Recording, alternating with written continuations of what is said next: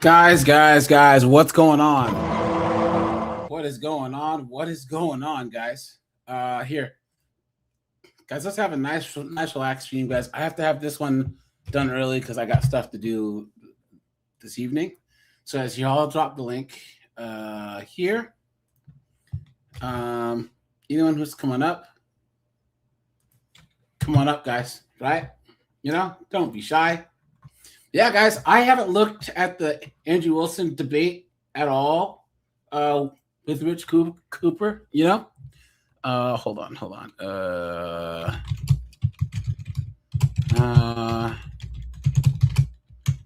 Let me just do this first, guys. Let me show you this one piece of news first. Hold on. Here we go, guys. Guys, here, let's break one news story really fast, and here we go.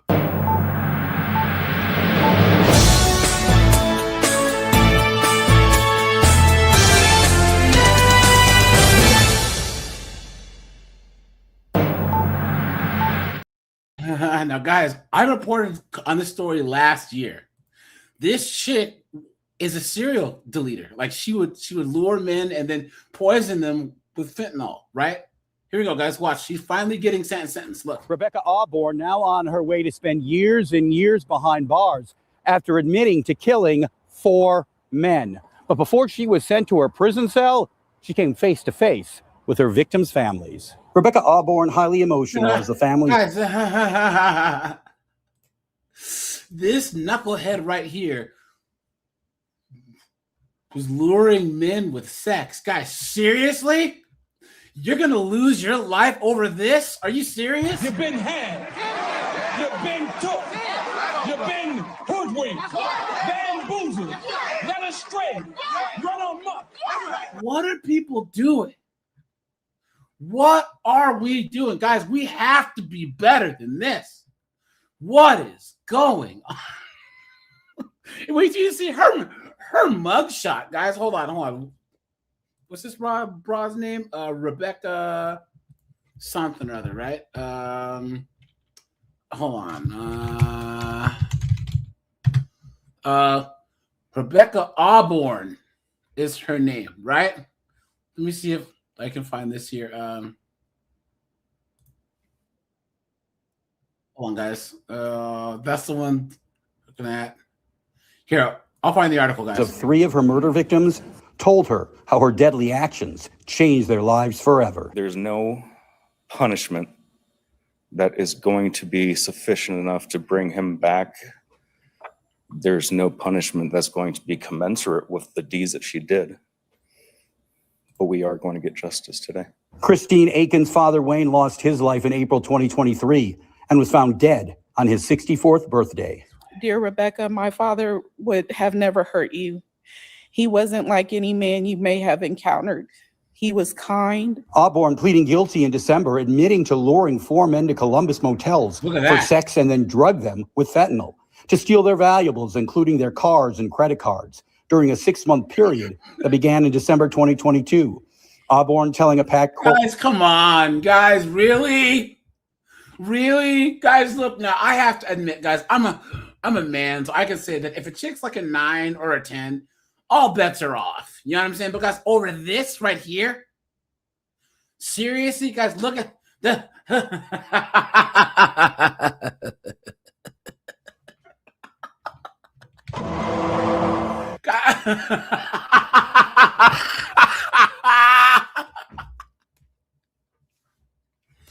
Guys, come on. This isn't funny, but guys, yes it is, guys. I told you guys, I have a sick sense of humor, guys.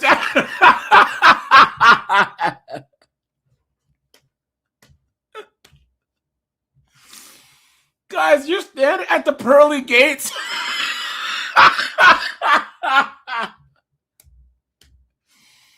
In St. Pete, he looks down at your final moments, guys. He sees this chick's face. Guys, come on. Holy Jesus. What is that? What the fuck is that?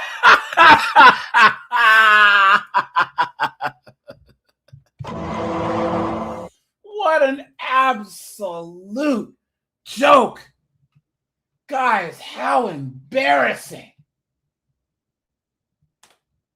Look at that.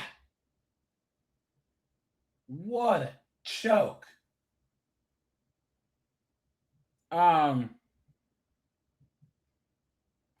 Man, oh man, oh man. Guys, hit the like button because look at this. Took out 4 men. Four. Now, guys, how much time do you guys think she got? Let me know in the comments. Room Thursday. Rajai, how you doing? Keyshawn's here. Julia, how you doing, my friend? Steve is here. Guys, anyone who's coming up, guys. So I started this one early because I was in early.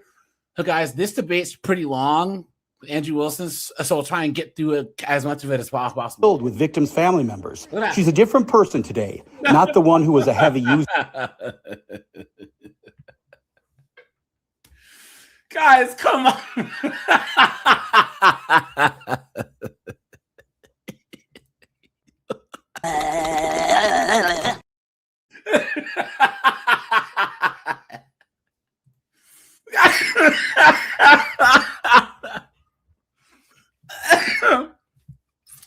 Guys, it's not funny, but at the same time, really, guys, really, if you're gonna get lured in by a 304 and deleted, this, come on, guys, come on. Of drugs and being sexually exploited when she committed the deadly crimes. I take full accountability and responsibility for my actions. Please.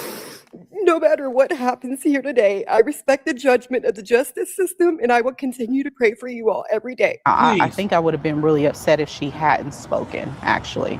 But since she spoke and she apologized, I do believe that. I believe her. The judge sentencing. Look at that, guys. I believe her. I forgive her, please. You've been had. You've been took. You've been hoodwinked. Bamboozled. Led astray. Run amok. What a mess. Look at this lesbian judge, guys. Auburn to consecutive sentences for the 4 murders. Ordered to serve 60 years to life in prison. 60 years to life, guys. 60 years to life. Guys, put worth it or not worth it. Do you guys think that's a good crime? I mean, punishment? No. Put yes or no. Sorry, guys. Yes? You think it's good or no? Sorry, guys. Yeah. And a 5th sentence related to a man who was drugged but got away. Look at that. He got away. Completely relieved. This was exactly what we wanted. The first thing that we wanted was for her to take full accountability. The second was we wanted her to serve a life sentence. If Auburn is released from prison, she'll be placed on 5 years probation. On your side, Steve Levine, ABC 6 News. Look at that, guys. Hold on. Let's see if there's one more story though we can find. Let's see. Look at that. How 4 men were drugged. Look at that, guys. Look at this. New at midday, a woman accused of luring men for sex and then drugging them so that she could rob You can get it. You know, this the news anchor them appeared in a Franklin County courtroom. Thank you for joining us. I'm Monica Day. 33-year-old Rebecca Auburn was arrested last Wednesday after being indicted on more than 24 charges, including 4 counts of murder. Matthew Herchik is. So, guys, she got 60 years to life. Now, guys, you know and I know that if this was a man, he would have got life without the possibility of parole. Joining us now, he was in the courtroom and has details of that appearance. Matthew. Monica, good morning. Rebecca Auburn's appearance was very brief this morning. She did appear in the courtroom in person. Look at it. This was bad back then, right? Auburn is also facing 4 counts of involuntary manslaughter. Disgusting, guys. Absolutely disgusting. What a joke, guys. What a joke. Wow. Guys, you did all this, survive as a man, and you get taken out by this dunderhead right here, guys. Happening today, an Ohio woman who pleaded guilty to killing 4 men is set to be sentenced today. Rebecca Auburn was accused of meeting men for sex and then dosing them with drugs to steal their belongings. Ohio Attorney General Dave Yost's office says the incidents took place between December of 2022 Who's lesbian judge, right? and June of 2023. This video is from a previous court appearance. Now, guys, let's hit the like button, guys. We hit 100 likes in like 37 minutes. So, guys, let's try and beat the record today. Now, guys, let's go to the debate here, right? Now, guys, I'm going to give you guys my opinion on each of these guys first, right? Now, guys, I really like Andrew Wilson, right? I don't agree with his views on marriage, on single moms, or on children, or like, and I'm not religious, right? Because I agree with his conservative values. I believe that if women were to be, if he were to hold women accountable in his worldview in the same way that he holds men accountable, or if we could actually implement the Christian ethics that he espouses with women, guys, I agree with him 100%. But what are the odds, right? So, guys, I really like Andrew Wilson. He's probably the person on YouTube, other than HL Talk Thought, I watch the most, right? So I watch a whole bunch of Andrew Wilson's content because I like how he debates, right? A lot of his political and social views I agree with, but he does advocate for men to pack mule, right? To just, it's up to you men to do blank and blank and blank and blank and blank and blank and blank and blank. And it's like, we have to lead women, but how do you lead those who won't follow, right, guys? You could be the best man on earth, but this feminism, it teaches women not to recognize male authority. How can you be a general of a bunch of troops who won't follow? You know what I'm saying? So now Rich Cooper, guys, I'm not the biggest fan of. I've seen some of his stuff. He has some really good interviews. Like, guys, he interviewed John Fitch, the former UFC fighter. Guys, check out that interview. That's one of the best interviews of all time. Like red pill interviews, right? But guys like Rich Cooper, the whole like smug, know-it-all, I drive a Ferrari, you know, I get on yachts type of guy, I'm not a fan of. Guys, when I talk to you, because I'm just a guy, right? I do well for myself, but, you know, Pink Panther, Memphis, Whiteout, Clayton, Rajai, all of us guys, we're just guys. We're just regular, smegular dudes who get up, pay the bills, go to work. You know what I'm saying? Have our hobbies and want to be left the hell alone. Because I'm not going to tell you guys, you got to get a supercar, bro. And you can, travel and be high value, bro. You know, I argue from the standpoint of the average man, blue collar, lower collar, white collar guy, who's just trying to make his way in the world. That's what I'm arguing for, right? So, guys, there's enough place in our space for both of these guys, right? I like Andrew Wilson. I don't really watch Rich Cooper stuff, but I see the good he's trying to do. Guys, never, ever, ever, ever, ever disqualify someone because you disagree with like part of what they say. I don't like the whole supercars lifestyle thing that the Rich Cooper says, because I agree with a lot of the stuff he says. So I will go to Rich Cooper for certain things. I'll watch Andrew Wilson for others. I'll watch Jake Rattlesnake for others. But we cannot in this space do the infighting that liberals, wokey wokes, feminists, right, that they do. Guys, I am not trying to guys, go and check out my live yesterday. We had a new guy on the panel. he's a little bit out of touch. He's more religious, so he was disagreeing with our take on modern women, but we let him rock out. You know what I'm saying? We let him say what he wanted to say. We had our discussion, and it worked out fine. You know, guys. So I just want to give you guys my view on this, and then I'm going to give you guys my view on marriage, guys. Marriage right now is not a good deal for men, right? Guys, put a 1 if you agree. You know what I'm saying? You know what I mean? In the West right now, unless, like Andrew Wilson says, you're extremely religious, like you go to Mormon communities, like they don't have a high divorce rate in rural Utah, right? And then Andrew might say that the Orthodox Church, they don't have a lot of divorce too, but that's a small percentage of the population. Everyone else is cooked. So I hope that they can have a common understanding of what marriage is and not blend the kind of practical with the ideological. What happens with Red Pill is Rich, Cooper, and us and our ilk, we argue practically. We go by the facts, data, statistics. Andrew goes by kind of how things should be or how things could be, right? Now, I see both sides.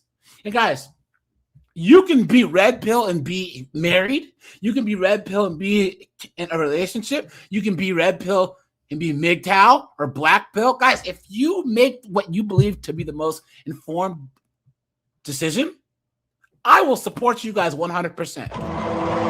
Guys, I have subscribers who are married, happily married. More power to you. If you guys won a lotto, fine. But usually you do not have winning the lottery as your investment strategy. It's just not a thing. It can't be a thing. So here we go, guys. I can go first. First, I'd like to thank my opponent for reaching out, coming out to the debate. I appreciate that very much. I do think that this is a critical issue. And TradCons have been quite a bit, pussies on engaging in it, which is annoying to me, but I'm always happy to do so. It's an interesting phenomenon when you get two men together who agree on many, many things, but disagree on some core issues. So kind of the audience is now in a position to see a clash of ideas and make up their own. MS Best says Andrew looks for long-term saving society. So Rich looks for the moment. Guys, here's the thing. What do I always say?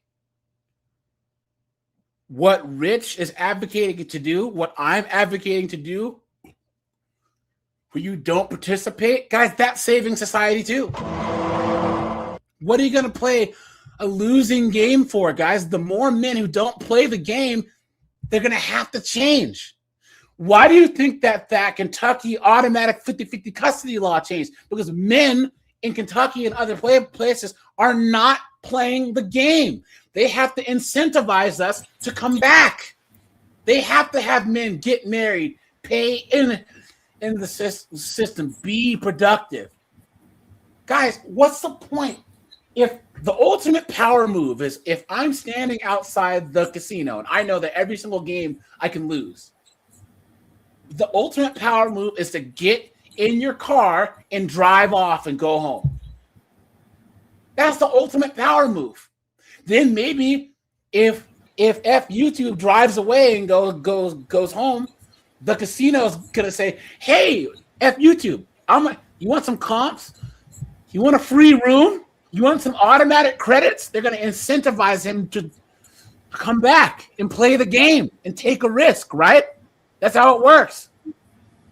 But what you cannot do is let the casino shame you for not playing the games that are rigged in the first place. One of the major milestones in your life, gentlemen, please, if you hear me good. By the time you're out of your mid to late 20s, guys, you should steel yourself to shame from women, from TradCons, and from feminists, guys. Don't let anyone you don't respect shame you. and steel yourself against the effects of women's tears. Straight up, man. Those are two of the most defining moments of a man's life, and then realizing how much money your time is worth. By the time you're 30, guys, you should not be able to be shamed by anyone that you don't respect. You should steel yourself against the effects of women. You should realize that your parents are not mommy and daddy anymore, that they're two people who did their best to raise you. Take their opinion, but don't let them rule your life, right? And then realize how much your time is worth. Those 4 things can truly make you I don't want to say a real man, but holistically, like, make you like well-rounded as a man. You know, Rob, what's up, dude? Hi AJ, how are you doing? Good, man. Good. Have you watched this yet? No, I actually haven't. Yeah. So I haven't watched this yet. I like both these guys. I don't really watch Rich Cooper much. Honestly, his content is just not for me. Like, his points are, but he has some really good interviews. But I really like Andrew Wilson. I think he's doing a lot of good. He's doing a lot for Gen Z coming to more conservative values and Christian-based ethics. Now, I'm not a Christian, but I would prefer that we did have more Christian ethics. That's just me. You know what I'm saying? So I'm kind of like in between here. Don't mind. That's what the point is. In this particular case, we're diving into if marriage in the West is good for men. For the Christian ethicist, in this case me, this is a tough topic to navigate because it's full of nuance and the ideas have to be scrutinized through a lens of non-Christians. And you have to do that so that they'll understand where you're coming from. And I need to do it in a way that still supports the Christian view. You need to define what marriage is. And that was what went wrong with Greg Adams and Andrew's debate. Okay? Guys, please don't type in all caps in the chat. Please code your language, guys, and please hit the like button, guys. We are at 54 likes, guys. We have 175 people in here. Guys, let's try and beat the record for 100 likes, guys. I'd appreciate that. Share the video, guys. Couple of your friends and hit that super chat button, guys. I appreciate that. Many people have trouble with nuance because they take critical thinking about a position as the adoption of the position itself. This is mostly just due to the fact that many people are fucking stupid. And there isn't anything I can do about that, so I don't even try. Instead, I want to meet them where they are and criticize the portions of the ideology I think are incorrect and allow them to do the same. In the case of Mr. Cooper, we will tangle on this core idea. Is marriage worth it or not? That's what it's going to come down to. Guys, is marriage in the West worth it? Yes or no? I know I asked you once before, but now we have more people, guys. Is marriage worth it? Yes or no? Guys, put a yes or a no in the chat. And to explore Mr. Cooper's view on this, I've taken some time to review a lot of his content. I haven't read his entire book, but I have read many excerpts from it. And so, of course, I'm not going to be able to glean all the insight. I just didn't have time to read it.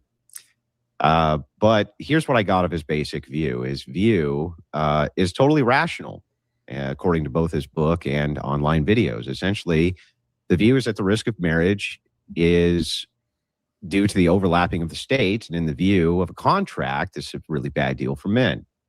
Because marriage is a contract with the state, and the state is seemingly biased against men, men have a lot to lose when it comes to assets and their most important asset, which is their children, to rule. Now, guys, once again, I was on a panel with some TradCons, right? This is a while ago. I'll try and find the link. And I was saying that if you could take the church out of marriage, a lot of men would get married because it's not the church that cooks you. It's the state. The state is what takes your children. The state is what gets you with alimony and child support. That's the issue. Put a 1 right now, guys. If there was no state involved in marriage, it was churches only, right? Would you consider getting married? Put a 1 if you say yes. You know, rulings which are unfair to the man when it comes to divorces. This is mostly true, and you're not going to get any argument from me on this. Further, he expands that the chances of divorce are very high. He cites 50% in many cases, but it's actually closer to 40, at least. No, guys, I'm black. It's higher than that for us. You know what I'm saying? Because 80% for us, straight up. You know? So, no. And guys, even if it's 40%, Rob, I don't know you new person who doing Raw guy. I don't say your name. It's Ra Jinyame. Can I just call you Just Rob? go, Ra's fine. Okay, Rob, if you were gonna jump out of a plane and there was a 40% chance that your parachute wouldn't open, would you jump? No, I'd have to take like what 3-4 parachutes. Exactly. Imagine that there was a bridge. There was a river crossing, and 4 out of 10 of those men who walked across that river, the water, got swept away. Would you still walk across that? Absolutely not. No. Exactly. Guys, here's the thing. We can't have this feminine mindset where we always think that we're going to be part of the success story. Guys, in life, you have to look at the statistics and think, I'm probably going to be in that bottom part. That's not being pessimistic. It's just being realistic, so you can plan and say, look, I might be that 60% who gets cooked. You know what I'm saying? Even further than that, everyone has got car insurance and everyone has got home insurance. Thank you. The odds of you getting a divorce are actually much higher than you getting an accident or getting like a fire or some sort of disaster on your house. Exactly. But we still have those insurances, and the majority of people take them. So if we accept that we take precautions for much lesser odds, then surely insurance for marriage would make sense. Yeah, and guys, think of this. But there is no concept of insurance for maybe a prenup is like a half risk measure, but generally there's no marriage insurance. So therefore you would avoid the risk. There was a chick who had a TikTok. She was saying, hey, ladies, if you're going to sign a prenup, take some drugs, like smoke weed first, and then you can say that you weren't in your right mind, and it'll void the prenup. Legally, that is correct because you were under some psychotropic effects. Absolutely insane. And another thing, guys, the solutions to this marriage problem are not that difficult. When Kentucky passed that 50-50 custody law, guys, divorces went down 30%. 30% because it gave men power back. It took the automatic power away from women. So if they were to actually say no alimony, no child support, and 50-50 custody, how many chicks that takes away the incentive for women to divorce, right? And then it gives men power back. At the very minimum, it removes those I'm not happy reasons, Yeah. Those irreconcilable differences. I'm sure that was probably the 30% was that. Yeah. And that's been the major complaint is that especially, when CJ always had that I'm not happy soundtrack, for that thing. Yeah. Yep. Marriages, but in the spirit of good faith, I'm also going to kind of concede that that's pretty damn high. So another point of concession. Yeah, guys, Andrew, he makes a good point about if we could just all his solution is the more religious you are, the less divorces there are, which is true. But guys, America has been on the religious decline for the last 60 years. There's not going to be any spiritual awakening in the United States in my lifetime. Not enough to where men can get actual women that are in the church and serious. You know what I'm saying? I'd further add to that that Andrew's solution is a societal solution. That's like what women always do. Rather than working on what you directly control, which is yourself, you always want to try to fix society around you. Hence why things like the patriarchy become like the buzzwords and, all that jazz. When you cannot directly control that, what you can directly control is yourself. Mm-hmm. So if he wants to say marriage will work, great. Is he going to be able to change all of society? Absolutely not. Yeah. Because once again, what I suggest doing, I call it men minding their own business. You can call it MGTOW or whatever. If enough men check out, stay home, you know what I'm saying? Put those 40K of figures, work on that old Chevelle. You know what I'm saying? It's going to create an artificial rock bottom. It's like an intervention. And the women at some point will have to drag themselves across broken glass to come back to the deal. Guys, right now, too many men. That's why I don't even blame Force. I blame simps. You know what I'm saying? Guys, look at Japan and Korea. Why do you think those places are dying off? Because the men are not simping. Japanese men do not want to. Modern women. They would rather watch their kind of country die than simp. And that's what I'm saying, guys. We aren't angry towards women. All we're saying is if we can't get what we want, we'll just get up, go to work, pay the bills, go home,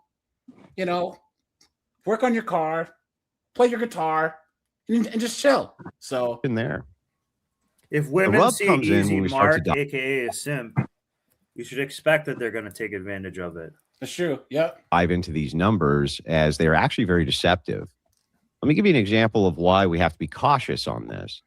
An off-cited reference by the Manosphere is that while it's true, men are most of the workplace fatalities which happen in the USA, especially the total, these fatalities are quite low. You'll hear feminists talk about this as well. That's kind of an overlap that they have, at least in totality.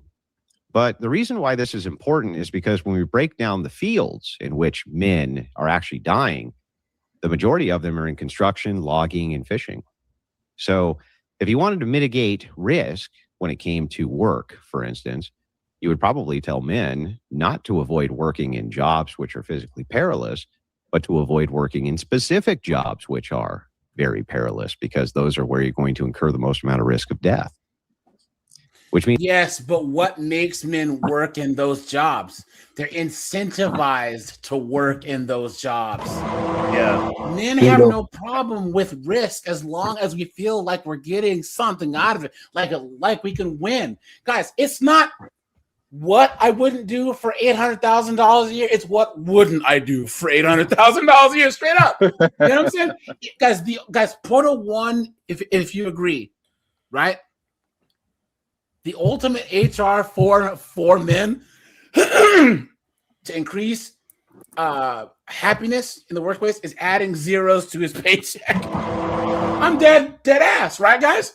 Imagine. What is that question? What is that question that is complicated asked one day when he said, would you rather have a job, a dirty job for 100K? I think it was cleaning sewers. Yeah. Or you'd rather have a high-profile job earning zero. Yeah. And the women chose the high-profile job paying zero. And the men said, we'll take the dirty job. Yeah, we'll go in the sewers for six figures. Yeah, guys, if a man's happy, pay him more. Pay him more. Why do you think underwater welders in those big crane constructions, why do you think those guys make so much money? Because they look on that paycheck and say, hey, guys, I know a guy. I haven't talked about it in a while. You guys know those big chemical tankers, those tanker trailers, Yeah. He cleans the inside of those things. So he has to put on this special suit and go in there and spray it out. And he has to move a certain way. Because if he makes a spark in some of them, he'll get blown to friggin' Bermuda. But he makes a lot of money, guys. He makes a lot of money. And how nauseated must he feel from that? Think about that. Say again? How nauseated must he feel from that smell of being engulfed in oil? Yeah, oil, ammonia, all that other stuff. That smell would be insane. Yeah, benzene or all that other stuff. So. In order to avoid these risks in the workplace and serious injury, these fields are... Well, snowboard, you have your own business. You trim trees and everything, right? I do logging and I'm in the most dangerous industry pretty much. So if you were working for my company, logging, and you were pissed off because of your hours, and I said, snowboard, you know what? I'll increase your salary by 40%. That shuts you up really fast, right? Yeah. There you go. Ding, ding, ding, ding, ding. Likely best avoided. And that's how you would do risk mitigation in marriage. It's no different. There are high risk groups. Hit the like button, guys. And there's low risk groups. What the is Amish, Andrew, for instance, you have can an almost summarize zero. real quick. What is Andrew trying to debate? He's trying to micro say debate right now. Once again that is marriage worth it? Yes or no? And what ways can we mitigate the risk of divorce? Right. So he's trying to say, like, if you look at the most dangerous fields, there's fields that are more dangerous than others, right? Mm-hmm. And would you tell men to not work in those fields, or would you find ways to mitigate risk in those fields? Andrew's just trying to, from his worldview and his Christian ethics view, he says that the more religious you are, like the Orthodox Church, I guess, like is like less than 3% of the population, but they have one of the lowest divorce rates, kind of like the Mormons do, right? So men need to be more religious and find more Orthodox people. And I'm like, well, that's 3% of the population. Yeah. What are the rest of the men supposed to do, right? So like, I get what he's saying, but unless he can, Harry Potter, abracadabra, 80% of women enter the Orthodox Church, I don't see the point. Yeah. Like, and men need to exist in that vacuum too. It's not exactly men need to do that as well. Exactly. Yep. In fact, on top of that, there's factors he can't take into account. For example, all right, if he's gonna say Orthodox, what percentage of the marriages in Orthodox churches get divorced? Do we have stats for that? I don't think so. Maybe we don't. Yes, we do. It's really, really low because. How low are we talking though? What's the percentage? Hold on. I have the number. Probably single digits. But like, here's Rob. Let's grant him that, right? Let's just say it's true, right?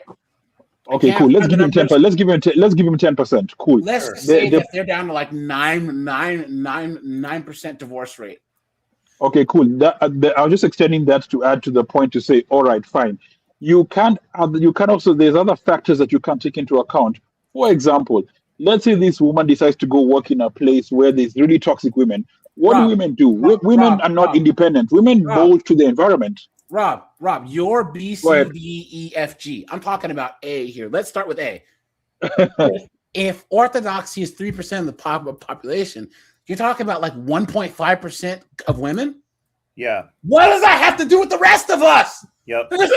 Nothing.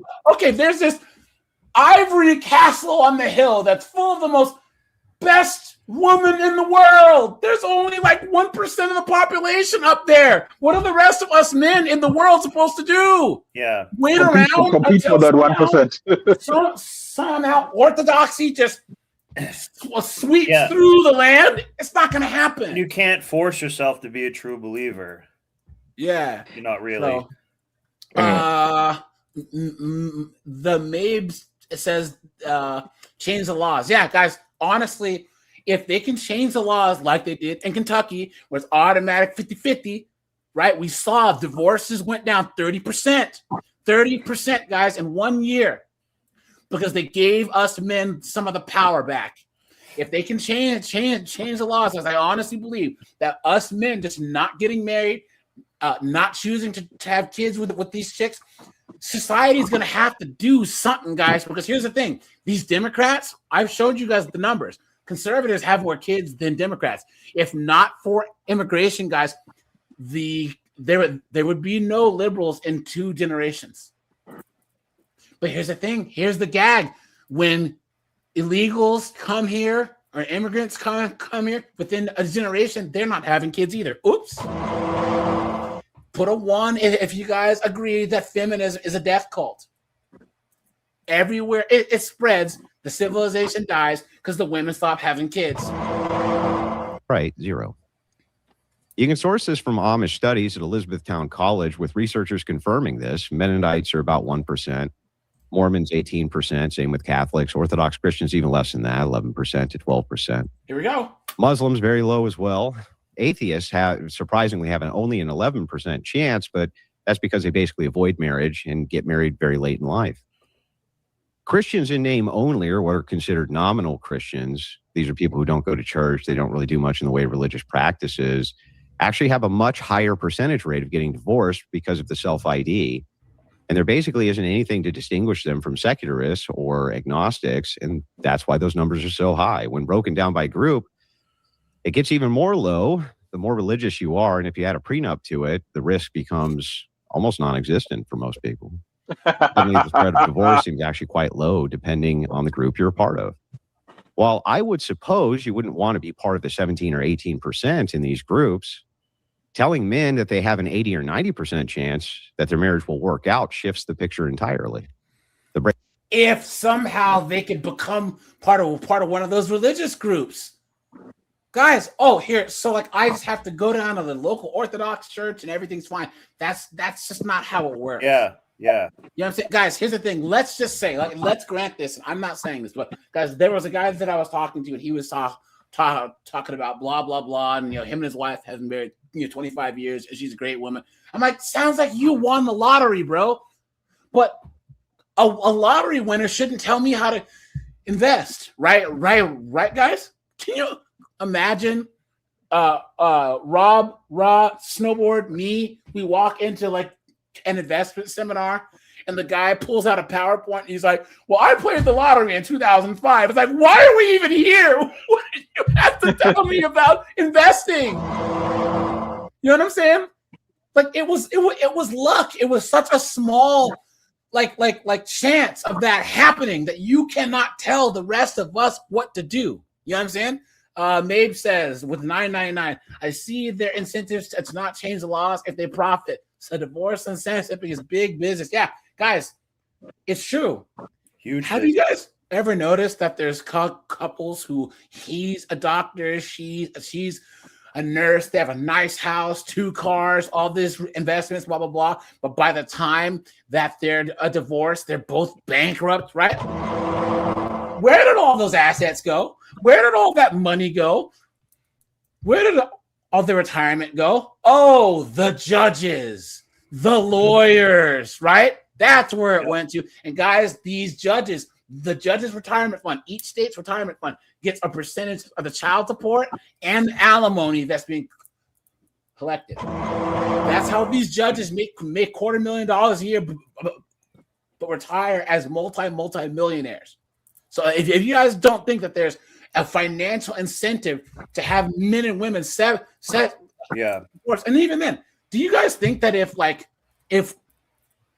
Roz married and him and his wife decided to divorce, do you really think that they want him and his wife shaking hands and just going their separate ways peacefully? No. They want you guys to lawyer up. They want you guys to drag it out 4 or 5 years, to fall on the house. You know what I'm saying? Give the bank back the cars. It's an absolute mess. Yep. Hey, thanks for the that's what they call throwing gas on the fire. You are scared of those. And then Trooper says the TradCon versus Grifter PUA course seller. This should be a celebrity death match. Thanks for being a member, man, for 5 months, man. I appreciate you, pal. Thanks for the support. Thank you. Guys, hit the like button, guys. We're almost at 100 likes. Snowboard, you were saying? Sorry. I was saying, like those various systems where they're trying to get you to fight each other, and the money's just getting siphoned. A lot of it. I was saying I call that throwing gas on the fire. Oh.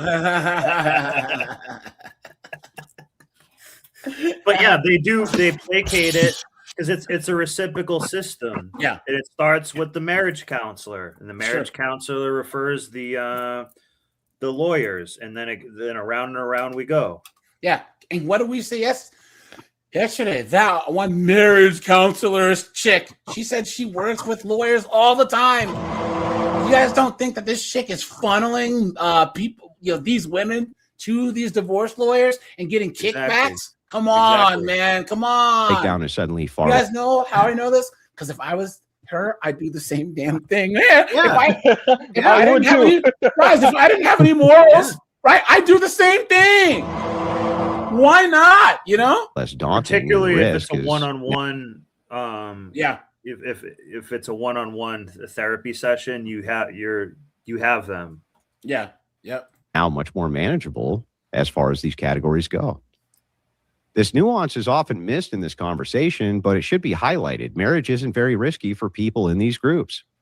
It's risky for people who are in the secular groups because those groups map on to the national average almost identically, about 39% to 41%.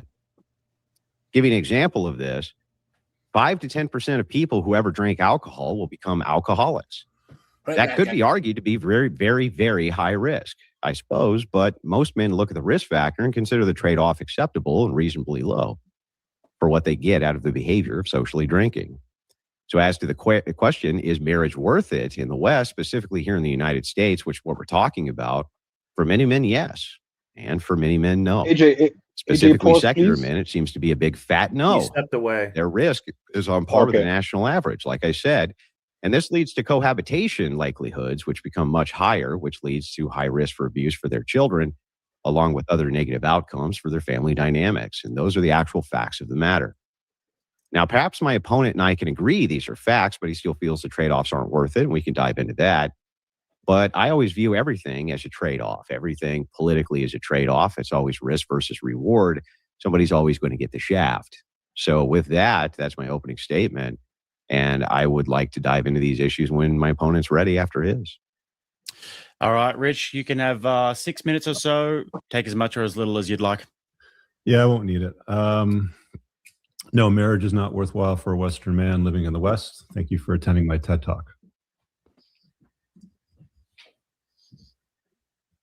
Let's get started, boys.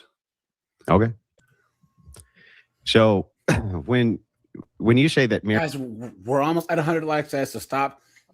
Take a second, guys. Hit the like button. I call it the 304 button because it's free and it's easy. So, guys, hit the 304 button. Marriage isn't worth it for men in the West. AJ, that's why you hit it. How are you viewing that? Oh! Are you viewing that through risk assessment? You're just doing like a basic risk assessment for men in general? Yeah, broadly speaking, I would say it's a risk assessment. When you take a look at the landscape, I know that you tend to separate divorce law from good marriage, but the reality of the world is that divorce is a reality for a good chunk of the guys that get married, about half. And what does Greg Adams say? Ain't no Jesus in divorce court. Straight up, guys. No. I know you're quoting divorce rates under 50%, but it seems widely accepted that when you blend in second and third marriages, it's well over 50%. But we'll just agree to disagree on that point. But yeah, well, hang on. Maybe we can get a point of clarification. Sure, go ahead.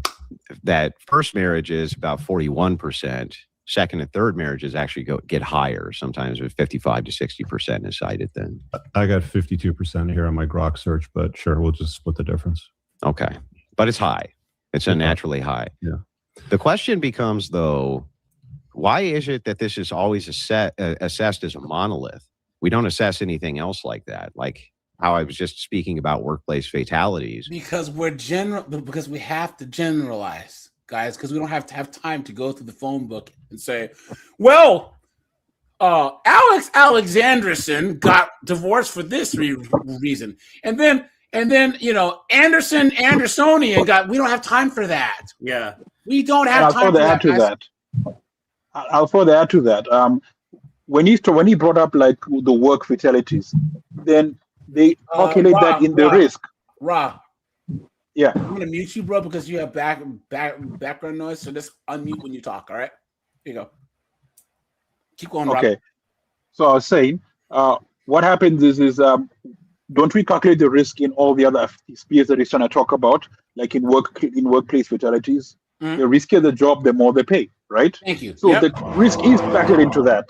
Yep. And then he also mentioned about alcohol when you were away. He mentioned about alcohol and that like 5% of people become alcoholics. But again, that's factored into in the fact that that's all in your control as the individual.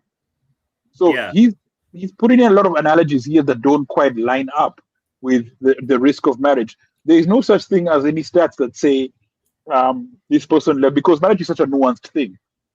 So it's very difficult to have like clear, concrete numbers in terms of what he's trying to say. But F YouTube, here, here's the issue.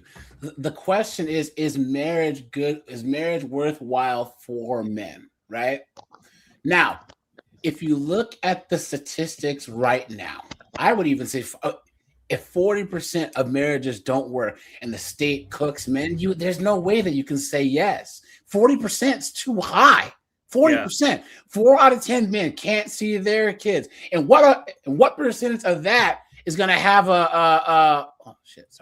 is going to have some liberal ex-wife who tries to turn their son into a, you know what I'm saying? Or remove some diddler into the house. Yeah, not only that. I agree with that.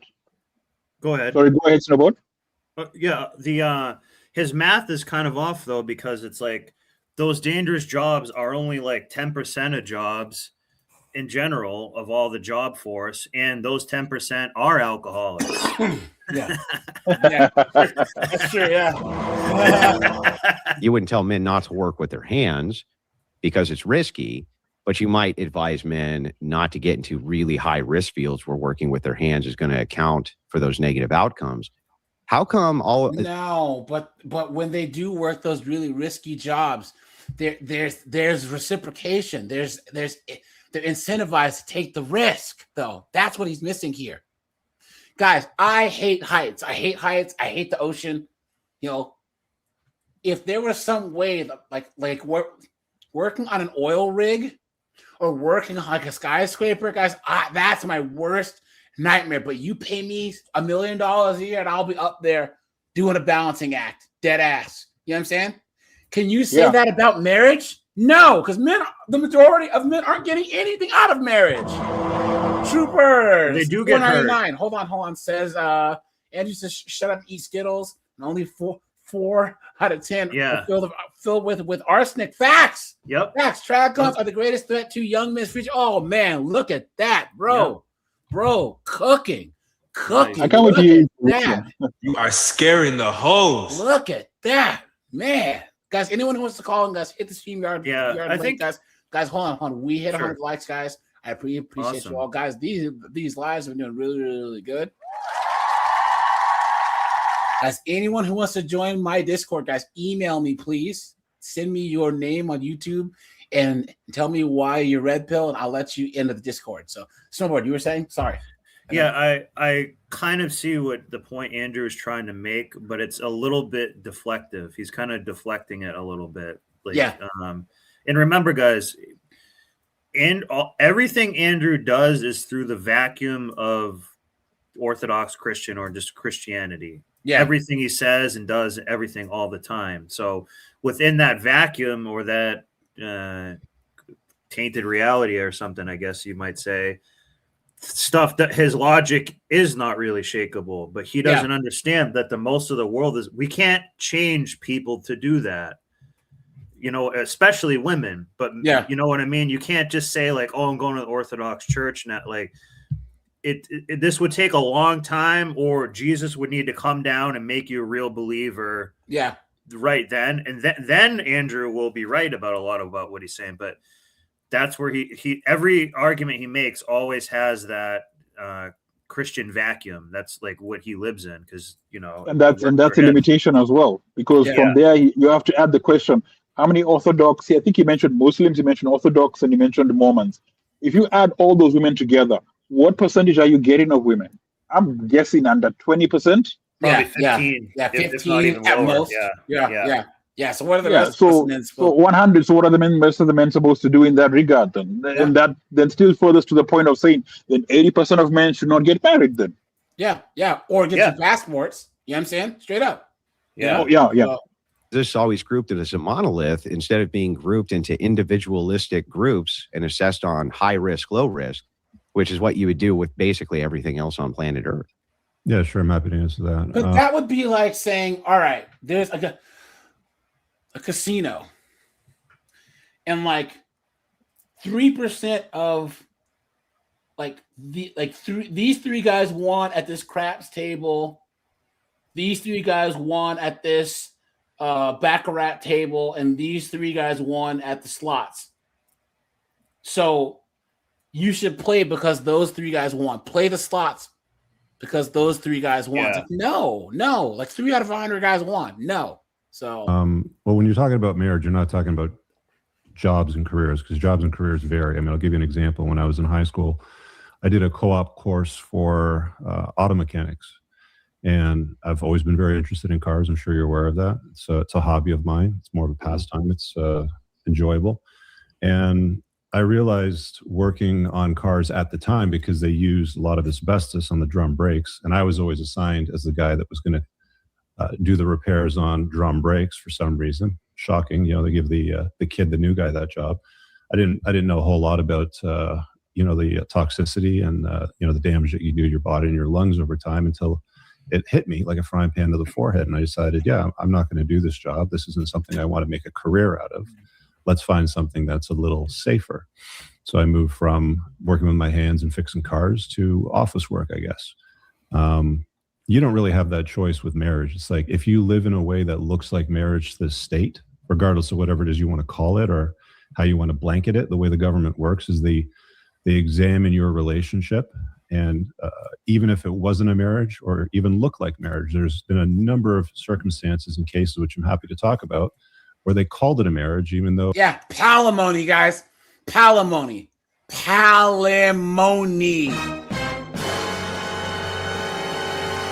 That means that, let's just say YouTube moved Stump 304 into his house, and they lived together for 5 or 6 years. She can argue, oh, well, he needs to maintain my lifestyle after we move out, and there's judges who will make him pay her.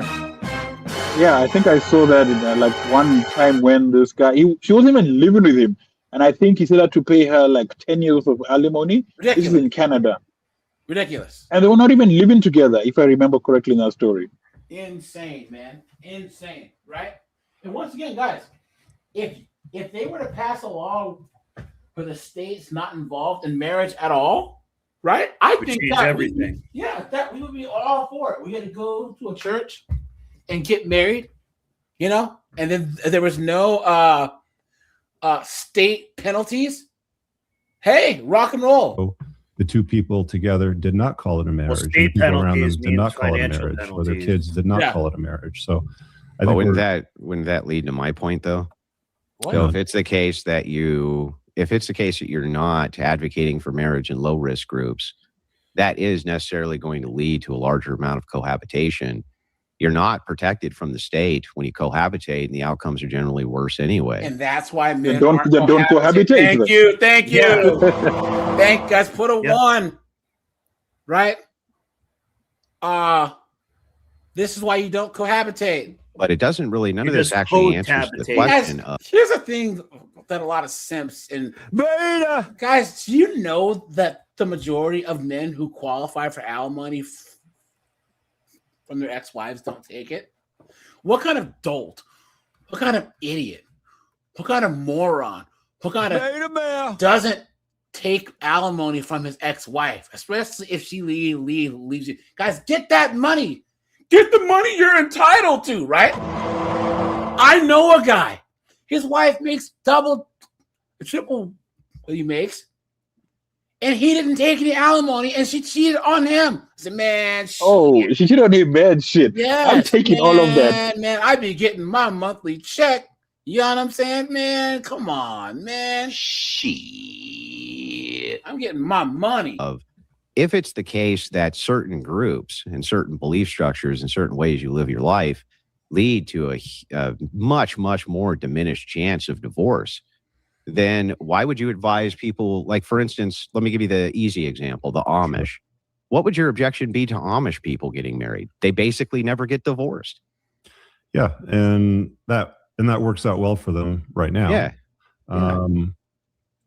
But there's a lot of cultural values that support that. There's a lot of environmental factors that support strong unions in a perpetuity with the Amish, right?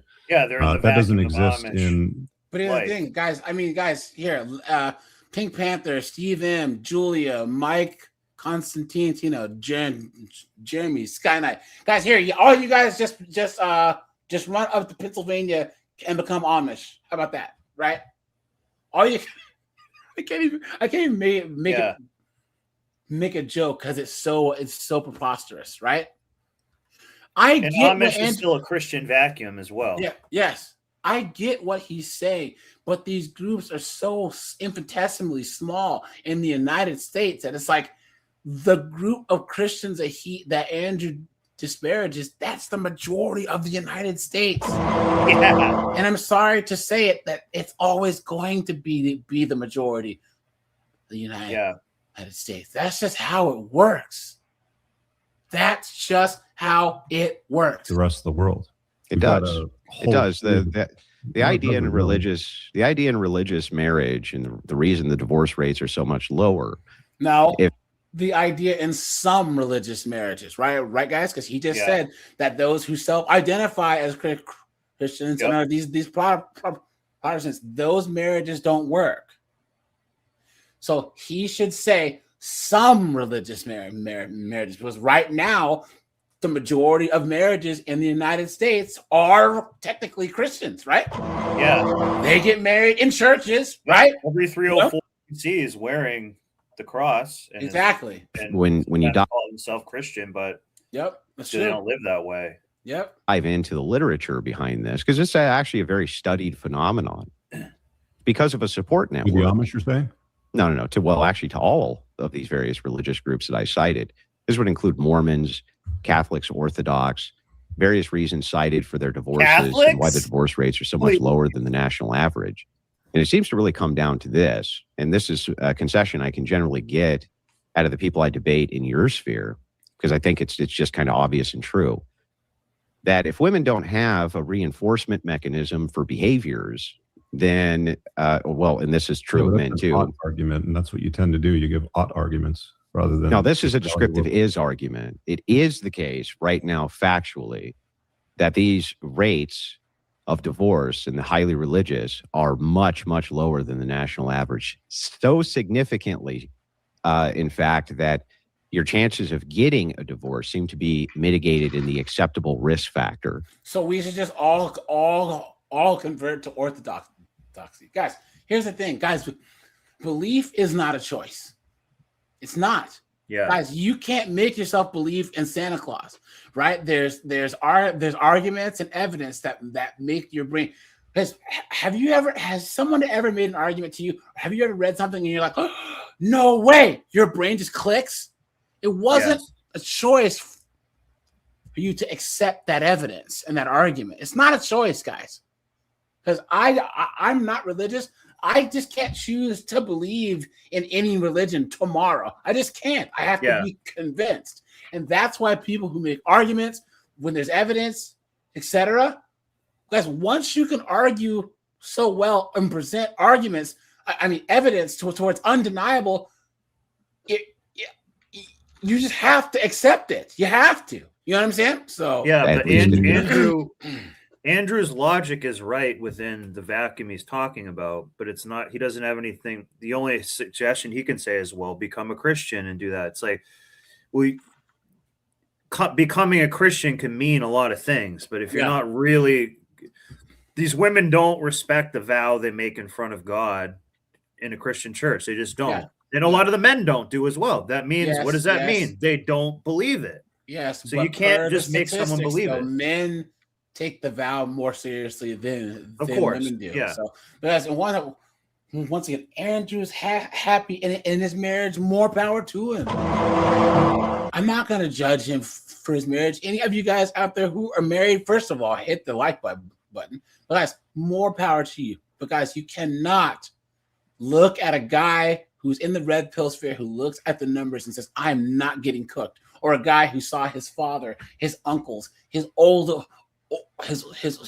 brother get cooked, and then be like, "Well, who hurt you? You need to." You guys, first, once you say men need to blank, you've lost us, right? Right, guys. Comparison to the historic standard. Mm-hmm. That's descriptively true. So that's not a prescription. Like, are we talking about Christianity here? No, we would talk. Well, no. What we're doing is we're isolating groups. So let's take all of marriage, and then we're going to break it into the categories of the people who are getting married.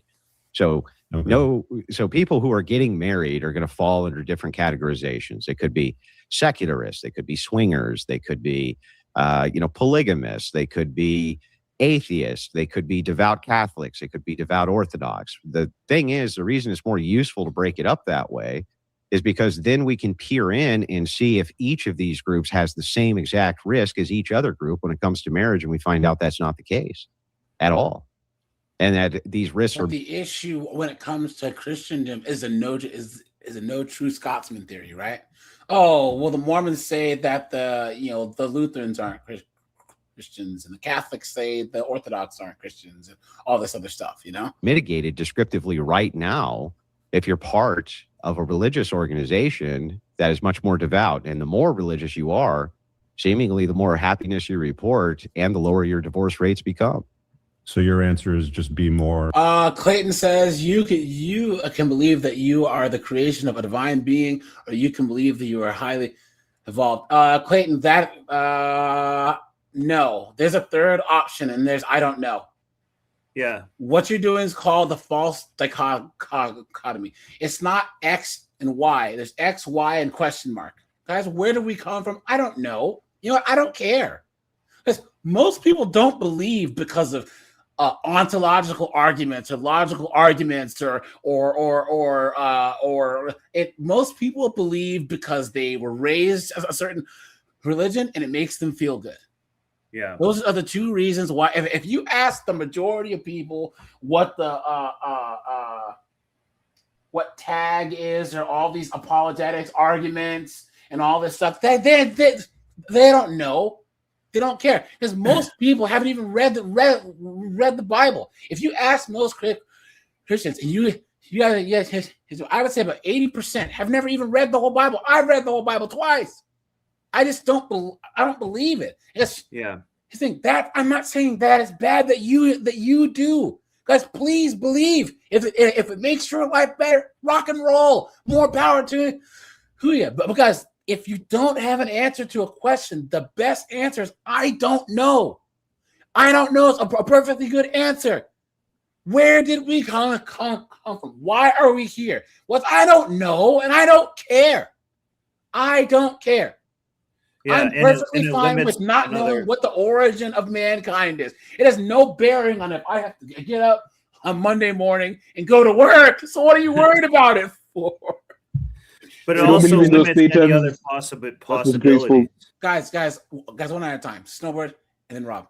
Yeah, it just it kind of makes you ignorant in a way, because it limits any other possibilities of things. What if there's a new scientific discovery that we actually, so I see your point where you're trying to make, those seem like the two most logical things, but always leave the third one open of I don't know, we don't know, because you're boxing yourself in less, in my opinion. Yeah. Guys, the default is I don't know. Guys, you start? That's not a cop out. Yeah, but here's the thing: we act nowadays like saying I don't know is that you've lost. It's like no, guys. If you talk to me about quadratic equations, I don't know. How does the inside of this iPhone work? Because I don't know. I don't know. And it's the thing, I don't have to know. I'm not supposed to know. Rob, you were saying? I was just mocking you guys, saying you don't believe in the Thetans. Isn't that like the Scientology thing? I know, right? Yeah.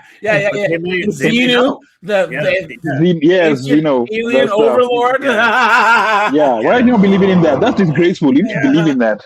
Or that's called the Joseph Smith fallacy. Snowboard. You guys remember that I showed you guys the Ramtha cult that's out in Washington State. They believe that this 78-year-old chick can channel this ancient Viking god. Yeah. Crazy. Or religious. No, what I'm asking is, what is the thing that's causing that? What is the thing that's causing these groups to have such a more mitigated amount of divorce in comparison to the national average from secularists? What is it? That it's written to encourage women to leave men and divorce rape them? Wait, what was that? I'm sorry. Do you want to start with family law and how it's written to encourage women to divorce rape men? I'm not disputing that. Okay. Well, that's a That problem. just it just doesn't have any, because you're not contending with my point. What are the things inside of hear these you, but I mean, religious the point still remains institutions? Is that still a valid threat? Yeah, but what? Okay, so now he's not understanding his point. Andrew's saying, what are these things that are in like Orthodoxy and Islam and all these small populations that keep people married? And then Rich is missing that part and trying to talk about the pitfalls of marriage. Are the things inside of these religious institutions that is Reggie's causing not this capable of mitigation, debating, honestly. where the risk Yeah. is so much lower than the national average from people who are not inside of these religious institutions? Not asking whether or not people should be more religious. I'm asking us to make an assessment on what are the factors here that are contributing to them having such a low rate. Social and familial awareness, shame, right? All that Pressure. stuff that Strong society familial pressure. used to have. We up until the 60s and the 70s, we had this everywhere. Everywhere. You know what I'm saying? In comparison to the national average. Henry, dude, we're talking about Islam in the United States, bro. You know, there's still not that many Muslims in the United States. That's the question. Okay, so what's the difference in rates between? Thank God.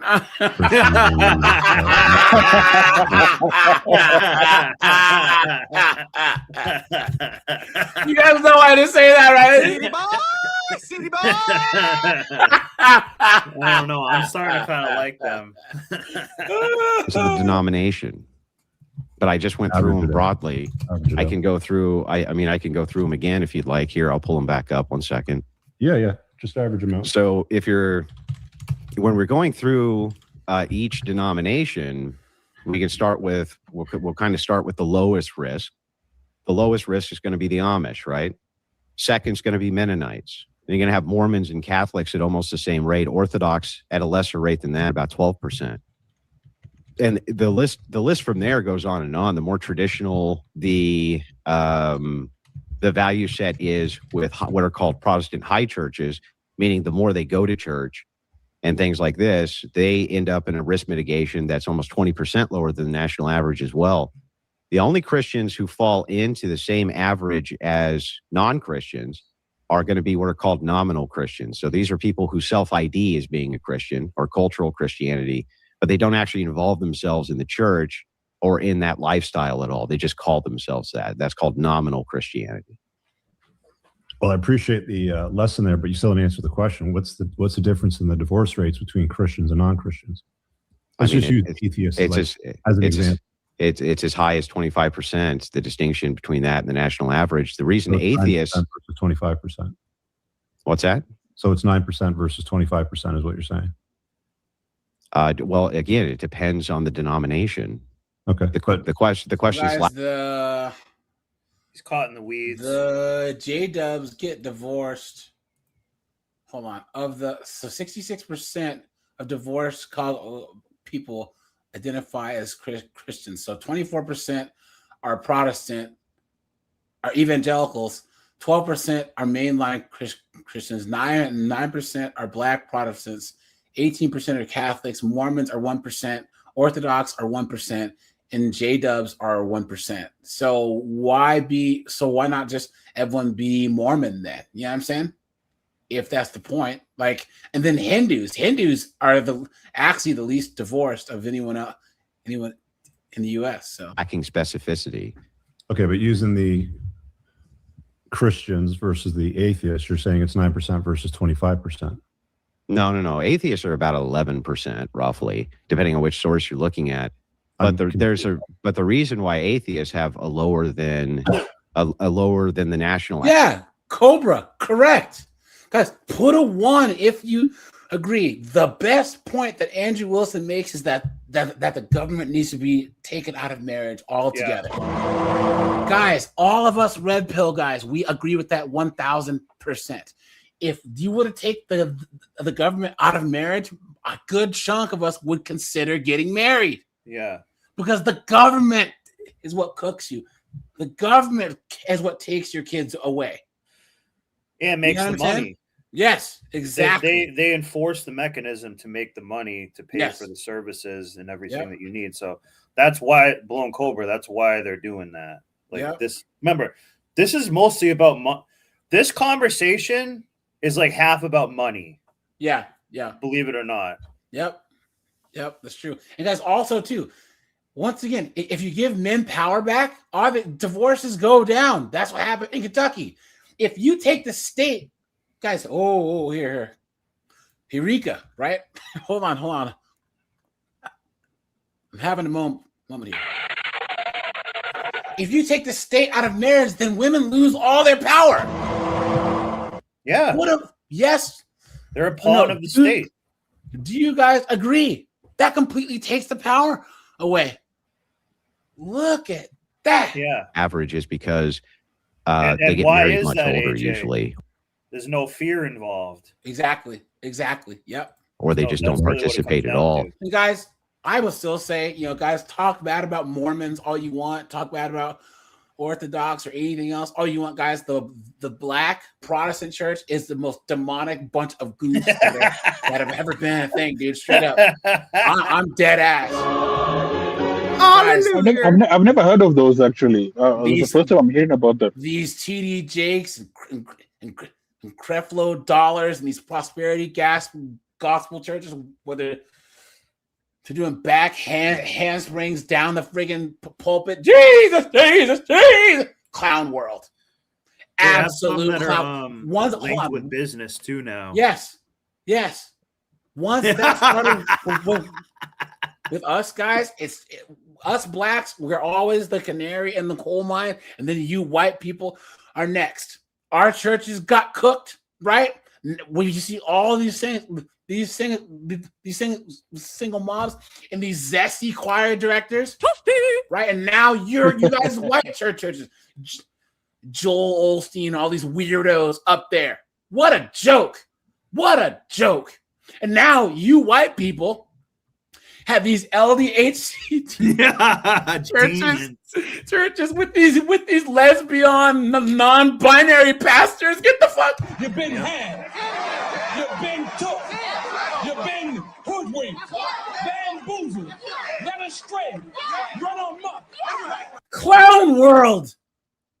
What a joke, guys! The Bible is the most patriarchal document. Abrahamic religions are patriarchal by nature.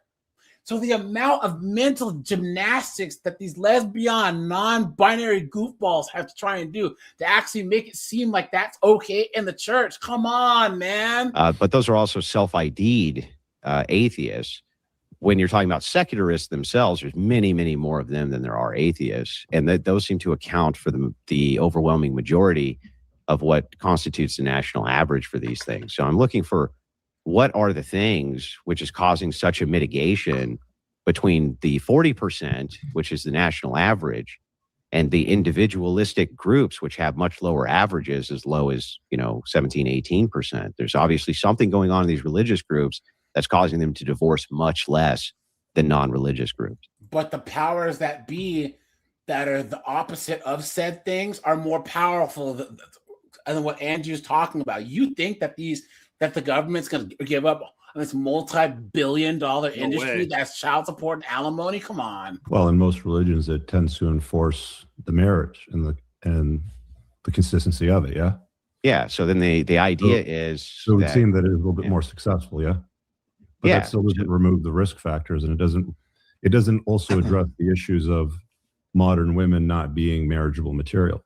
Well, hang on. Those are see what he meant to say is those groups are so small that what you're saying doesn't matter.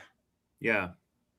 You're talking about a small group of people who walk into the casino and hit it big and saying, hey, guys, guess what? Let's do what those people did. It's not going to work. Yeah. You're going to get cooked. You are going to get cooked, period. It just doesn't make any sense. Because I see why Andrew had, guys, once again, Andrew rolled the dice. Rachel Wilson, I watch her stuff. She sees their marriage has worked for 18 years. More power to them. We disagree on on the single mom thing and the men need to get married, fine. But their marriage is not like what I would hate on, honestly. You know what I'm saying? It works for him, fine.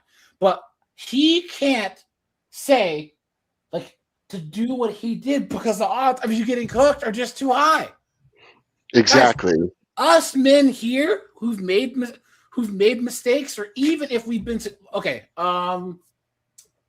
guys, this is a stupid question, but put a 1, guys, if you've driven home a little bit too lit. You know what I'm saying? Oh, hell yeah. Oh, yes. Yeah, definitely. You know my passion. Guys, if you were at the bar, guys, right? and then you jump in the car, and you're, guys, just because you made it home, would you say, hey guys, hey everyone, I recommend going out, drinking and driving home? Absolutely not. Thank you very much. Hey guys, I can give you a whole bunch of factors that led to me being able to drive home lit. You know what I'm saying? I drove this certain highway at this certain time and did this. Like, it doesn't matter. It's still too risky. Mm-hmm. You know what I'm saying? So the way I have to say it. Hold on. See the secret. We're out here building a new nation for black people. It's time for you to start paying some dues, nigga. I ain't giving you shit. Slurs Shiznick. Oh my goodness. So in regards to the whole Rachel Wilson single mom thing, this is what I always tell people. Exceptions do not make the rule. They're called exceptions for a reason. And if you want to tilt against, look, at the end of the day, it's kind of like, the 304, the heart of gold. Is it possible to find that stripper and that 304, the heart of gold? That's trying to strip her away from you, Colin. Yeah. And I'll even further add to that. You don't know how they live. I mean, yes, on the outside, we know that the 18-year marriage is whatever it is. You've got no clue what his life is like. I mean, we saw people like Donovan Sharp portray themselves to be this and this, and then it comes out that he's dating X, Yeah. So there's no real metric. Here's the thing. I take Andrew Wilson at his word. Hey, he's happy. He's great. Here's the thing. Guys, we can tell you guys, like, even if something worked out for us, this would be like, guys, once again, all right then, guys, all these guys who are crypto billionaires, right?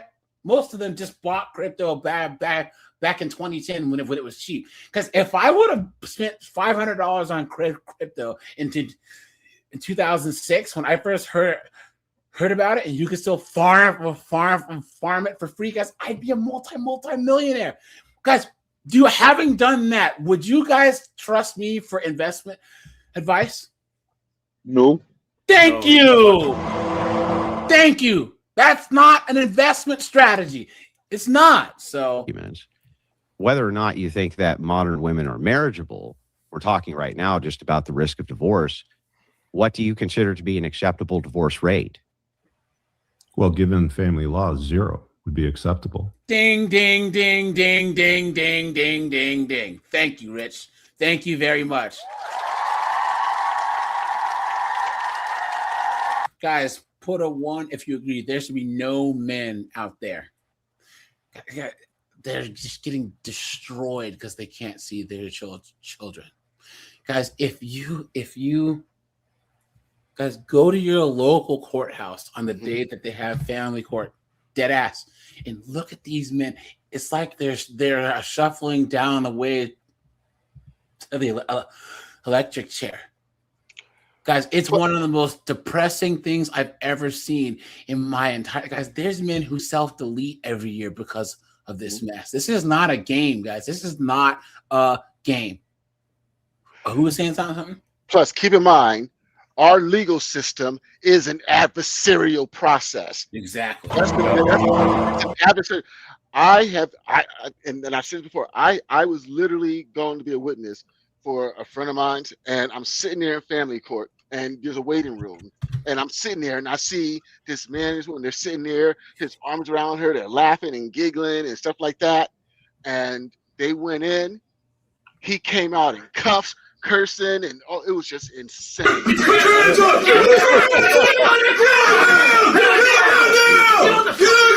Damn. Not only is it adversarial, the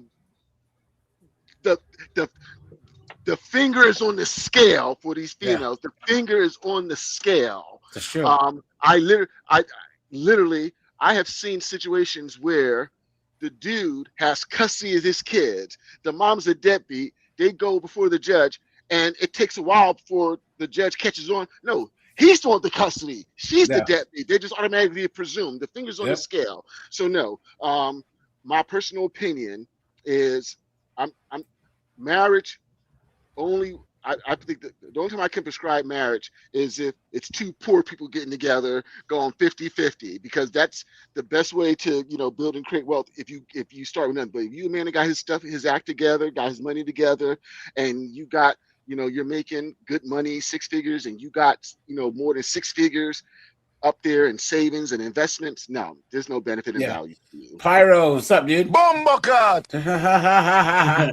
It's good to see you, Jamaicans. Guys, we have South Africa and Jamaica in the house. What's up, guys? I'm the only white guy here. Good, man. Well, nah, snowboard. Aren't you somewhat ginger? Guys, gingers are like almost. Oh yeah, but you're like Ukrainian, basically. There you go. Close enough. You can come to the cookout, dude. You bang enough B-dubs, dude. You're basically black already. I got enough melanin in me. If that's the case, then there could never be an institution of marriage, because there's always going to have to be at least some divorce, right? Not if you make divorce illegal. Not if you make divorce illegal. Guys, divorce was illegal in Ireland until like 2012 or whatever. It was illegal. In some circumstance. That's reasonable within reason. Yeah, sure. But given family law and how hostile it is toward fathers and the likely outcomes that exist with them, would you like me to go over the outcomes? They can be real bad. Yeah, they suck. Yeah, but that's not what's in dispute here. Okay, well, what are we in dispute of right now? He's once again saying that if you are Orthodox, the likelihood of you getting divorced is so low, so everyone become Orthodox. Someone in the chat said that basically he is proselytizing, and yes, in a way he is. We're in dispute of is that how many of these men who are in these particular groups are ever going to have to deal with those outcomes? Trying to convert people. Okay. If their divorce rates are really low because they're in those groups. It could be the case that the outcomes are bad. It's not really low. It still exists. But that's really low. Lots of examples of guys that... Sorry. Well, you just try to get it to 0%, just like there's no divorce. That's not utopian. It sounds very utopian to me. What's wrong with that? It's impossible, like pragmatically impossible, that you're going to completely eliminate divorce for any number of different reasons. One could just be easy, like somebody is diddling kids in the marriage. You're going to, they want a divorce. That seems rational to me. Why would anybody invite the government into their life to make decisions about their wealth, their access to their children, how the knot is untied, the power shift that goes from him to her during the untithing of the knot? Why would anybody want to take on that risk given the outcomes and how bad they are? Because the outcomes are only bad if you get divorced. They're not bad if you don't get divorced. And so if your chance of mitigating the divorce is really high and your chances of not being divorced are over 80%, if you're part of one of these groups, then that seems like an acceptable risk mitigation, right? Well, it's only marginally lower. No, it's not marginally lower. It's much higher. I mean, much lower, significantly lower. 11% compared to the 40% national average is what? Go ahead. Sorry. You're giving me numbers for 11% for atheists, yeah? Well, no, also Orthodox. Orthodox is very low too. Okay, so it's marginally different, but the risk is still there, and the risk is that bad that it doesn't warrant entering the gate. Like, your whole argument always seems to go back to like it ought to be this way in a perfect world. No. But the problem with Christianity and the churches in general is they're compromised, right? Like, some of them ruin most Western religions today. They're painting rainbows on churches. They're allowing trans kids to attend, even in Christian churches. There's been plenty of examples of that. So yeah, but I mean, secularism. Secularism is no protection from that. That's the first argument.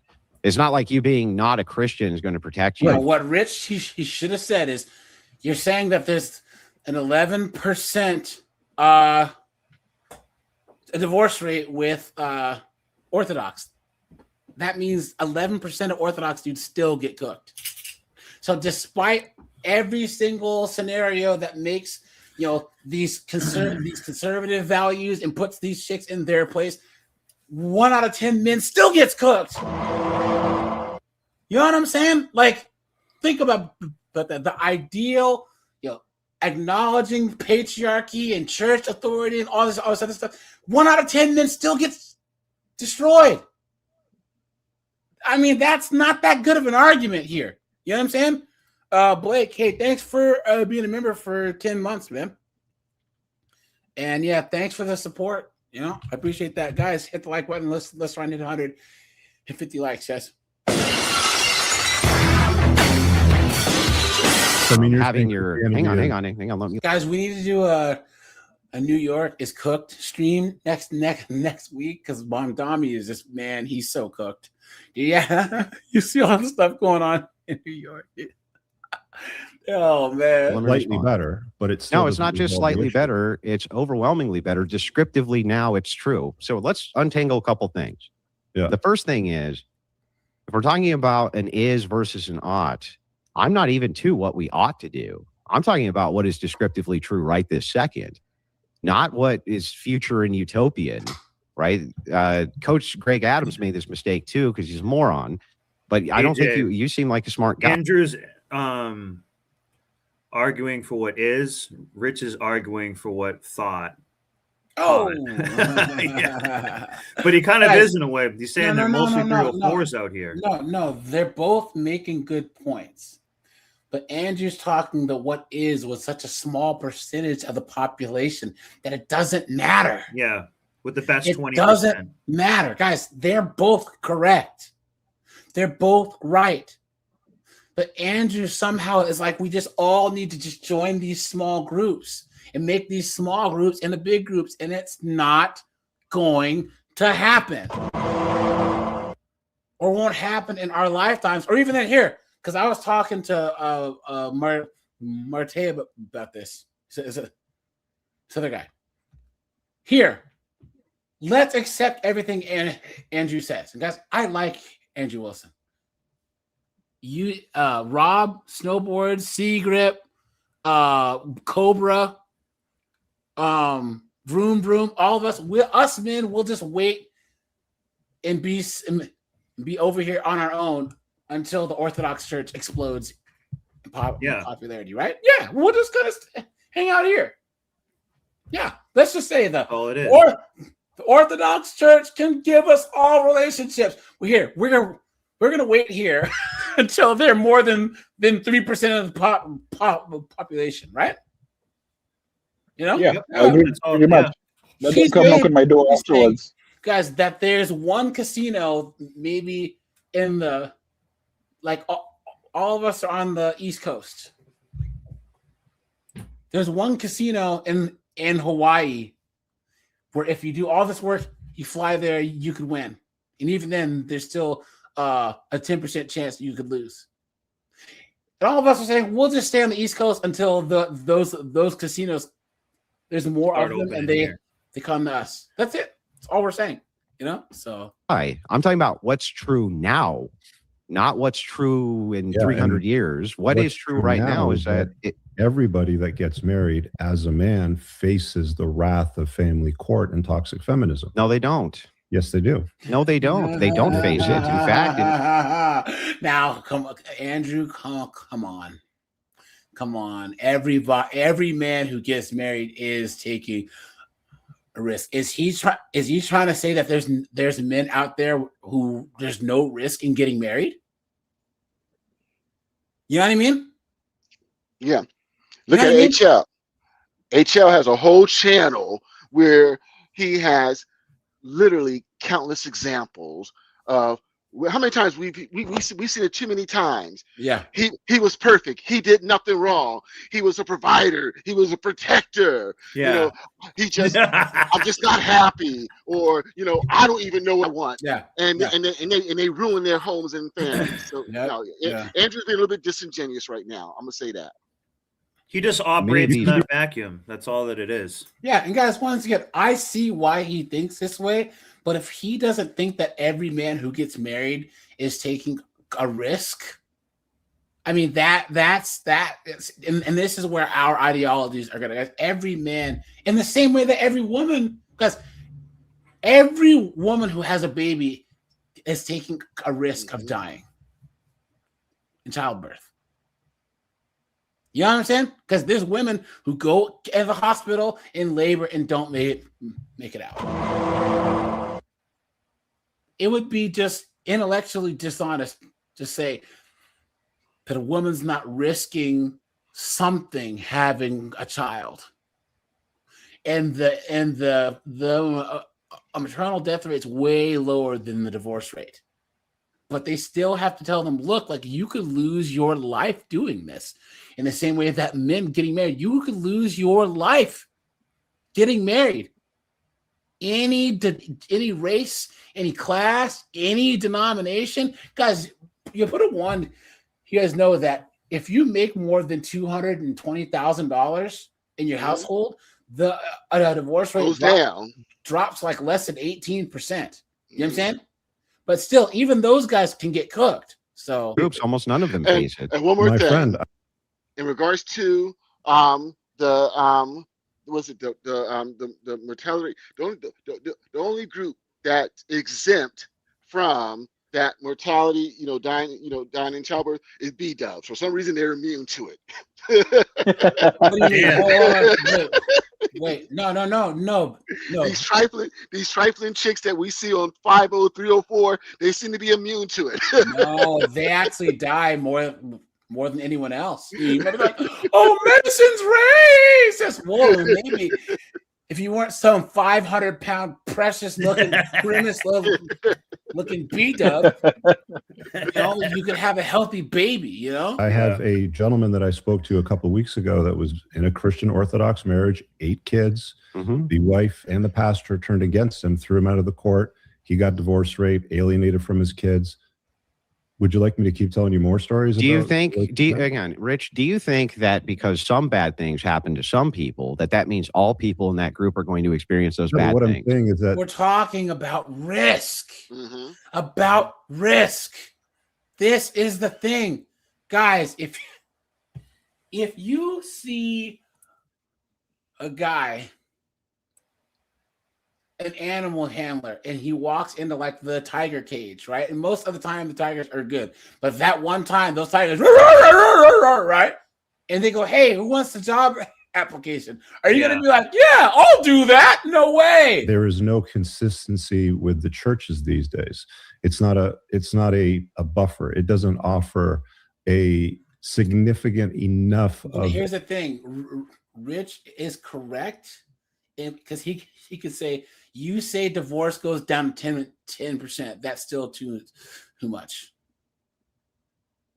Blown says that he's not black enough for him. Oh yeah, me either, guys. From when I was in my teens and 20s, I was never black enough for B-dubs.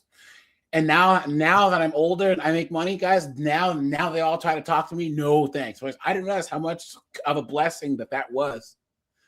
Cobra, the fact that you're black, like Rajai and the rest of us, and these B guys, that's a blessing. If B-dubs leave you alone, that's the best possible outcome, man. A improvement in the outcome that I would say that it justifies taking the risk of living in a way that looks like marriage to the government.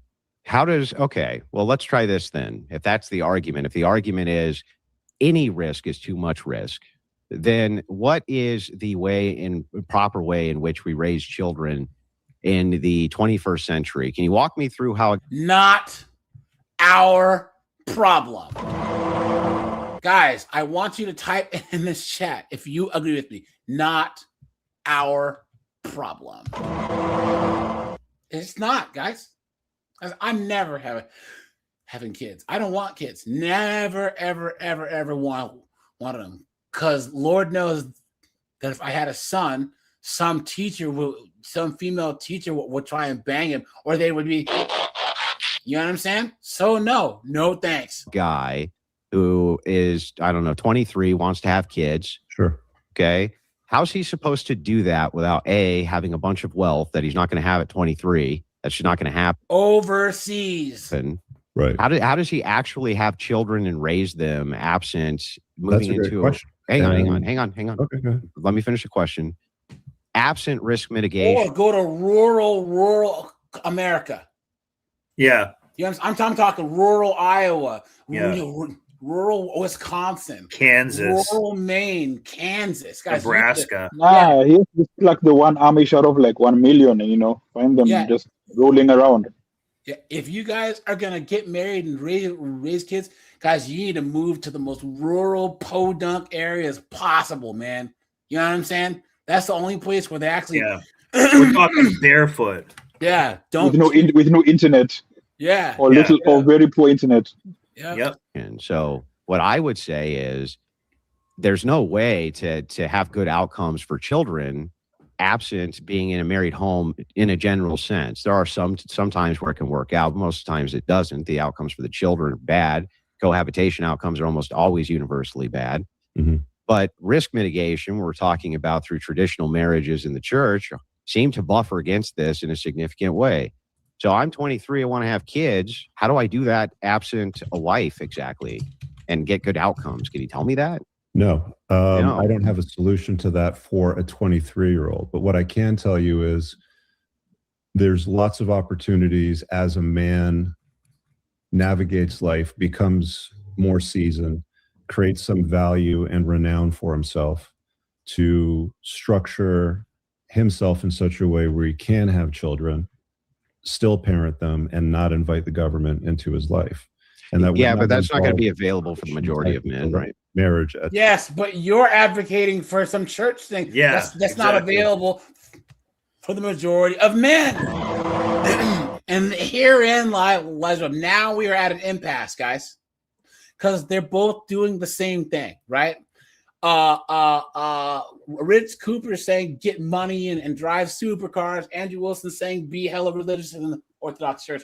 Guys, that's just not what average guys can do. Yeah. It's just not. I think there's really not much of a reason for them to debate, because in the end they're just going to say, yeah, well, we agree to disagree, and we agree with 80% of everything else. A lot of this is to gain more viewers in the red pill space, so basically some viewers cross-pollinate, because there's no reason these people need to even dislike each other. Like, well, I'm just going to do what's best for me. No, I mean, good dialogue is always helpful, right? Because there's people who still think Andrew Wilson, he's a red pill guy. He's not, right? All of us know he's not, but there's people who think that just because he's on the whatever now and then that he's a red pill guy. When he was on Pearly Things' show, and Pearly Things said, pretend I'm a guy and sell me marriage, and he couldn't do it. That was the first time that you saw him like run headlong into the wall of like there was a major disagreement between our ideology and his, right? You know what I'm saying? So 22 or 23. No, you're right. But that's not going to be available to the majority of men. The vast majority of men, that's going to be unavailable to. Yeah, and that's the shitty thing about the environment that men live in today, is that they're forced to deal with the reality of, hey, I'm religious, I'm 20-something odd years old, I want to get a gal and have a family and have a bunch of kids running around, have a good time with them. I get it, children are wonderful, but the chances of them being successful in the outcome that you'd like to predict for them is very, very low. No, it's very high. That's my whole point. No, hear me out. Men are not equipped very well to deal with modern women today, and the type of women that are available to men, the inventory that exists in the pool, are so. Which he should say, which is the majority of the population, and not your 3%. They're kind of talking past each other. Like Rich, he doesn't know how to articulate this point. But Andrew, I grant everything you're saying is true.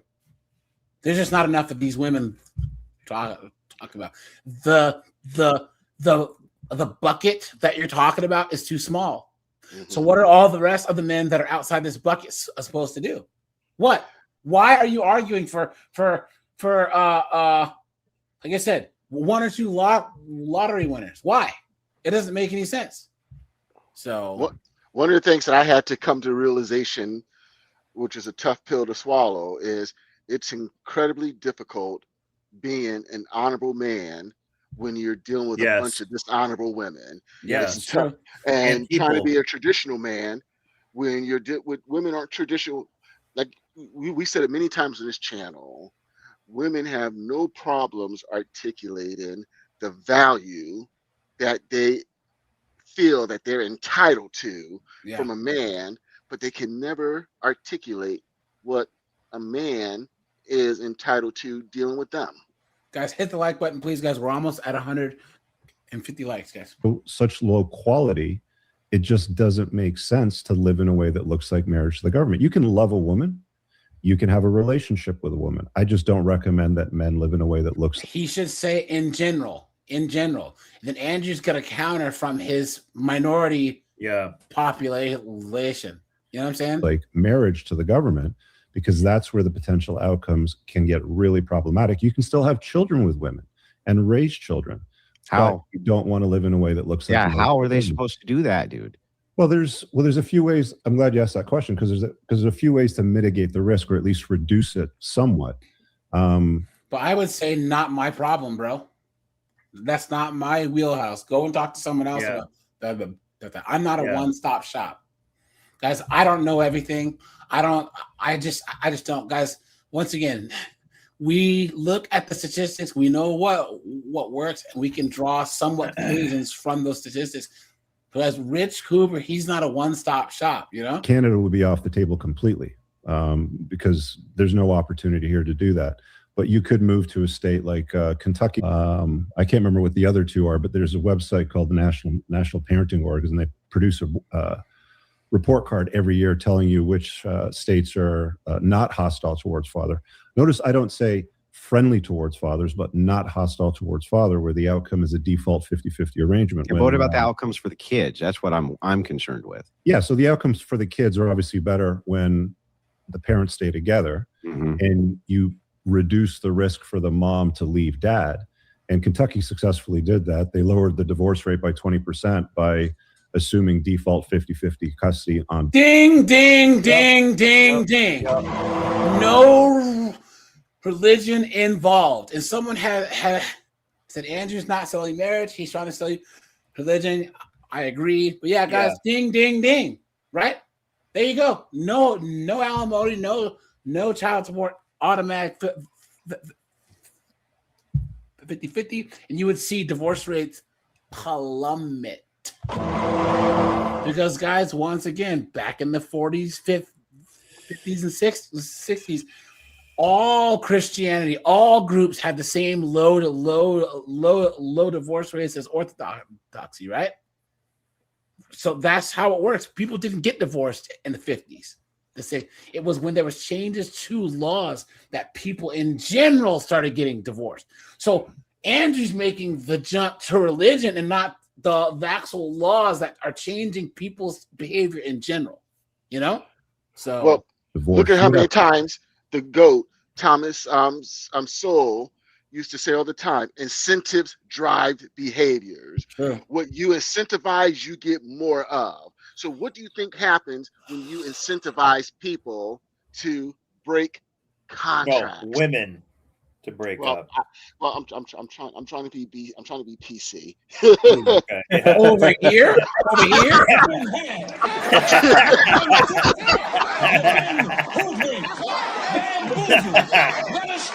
Because men don't get cash and prizes really. Well, like women do. I'm trying to be a kinder, gentler sea grip like Snowboard. I'm trying to be a kinder, gentler. Sure. What is going on? Who are these people here? What's in the water over there? Yeah. Guys, hit the like button, guys. I appreciate that. You guys share the video. You know what I'm saying? Guys, the lives have been doing really well. Seagrip's right. He's basically saying there's a motivation there. Yeah. Have to prove that he's some kind of a degenerate piece of shit, drug dealer, gangster, or something like this, where it would warrant her getting custody. But if you live in that state now, they're seeing the divorce rate drop by 20%. Well, then you've created a contradiction. No. You've created a contradiction here, Rich, because earlier when I asked you, I say, Rich, why is it that if you're in a low risk category as a group for getting divorced, shouldn't you do it? And you said, well, any risk is too high. But now you advise that men go to a state. No, he's answering your question, Andrew. You know what I'm saying? You would ask him to talk about a hypothetical. Where they still run. Hang on, Rich. Hang on. Let me finish, bro. I just heard you out. The contradiction here is obvious.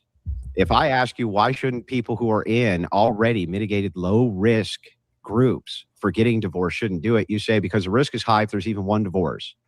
And then I go, okay, but what should they do then to raise children? You say, well, they should go to some place where it doesn't assure them not getting divorced. Well, that's hang on. It only helps mitigate the risk. And it's like, but that's my argument. My argument is that these groups are already mitigating risk. Why is it that you shouldn't be gravitating towards the groups which mitigate risk when that's your advice to men now? Great. So what we're saying then is Kentucky mitigates the risks better than Christianity. No, it doesn't. Apparently. No, it assists with a de-incentive, but if... Wait a minute. Rich has a good point. Rich made a great point, guys. He snuck it in. Yeah. He snuck it in because, guys, you don't have to change your religion. You don't have to change your culture. Anyone of any race, color, creed, religion can go to Kentucky and have a better chance of not getting divorced. Ding, ding, ding, ding, ding. That's a great point. Look at that, guys. If you were a Christian in Kentucky, then your risk would be mitigated by double.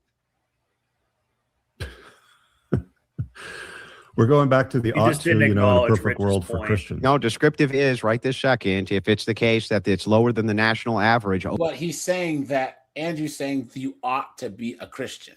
Yeah. For even higher. He's saying that if you were only a Christian, then you would have these outcomes. So, Rich, guys, they are both correct, right? I just think that there's one that if they would just tweak each other's arguments a little bit. Overwhelmingly, which it is, and then you combine that with disincentives for women from the state, it sounds like it's a very low risk endeavor, right, Rich? It's a high enough risk that it's not worth any man to live in a way that looks like marriage to the government. I mean, like, even but you just had to move to a place where... For a second, Andrew, I'm so confused. You got to let me talk sometimes too, okay? I've been letting you talk. In heavy Eastern Orthodox countries like Russia, the narrative is still women get 80% of custody orders, right? This is across the world. This isn't just in North America. This is how... Bakery's super best friend said, can you use that Speedy Gonzalez sound effect for that judge with a similar name? He did the video about, that's that one fat judge that cooks guys. Did she get prosecuted recently? Wait, which one?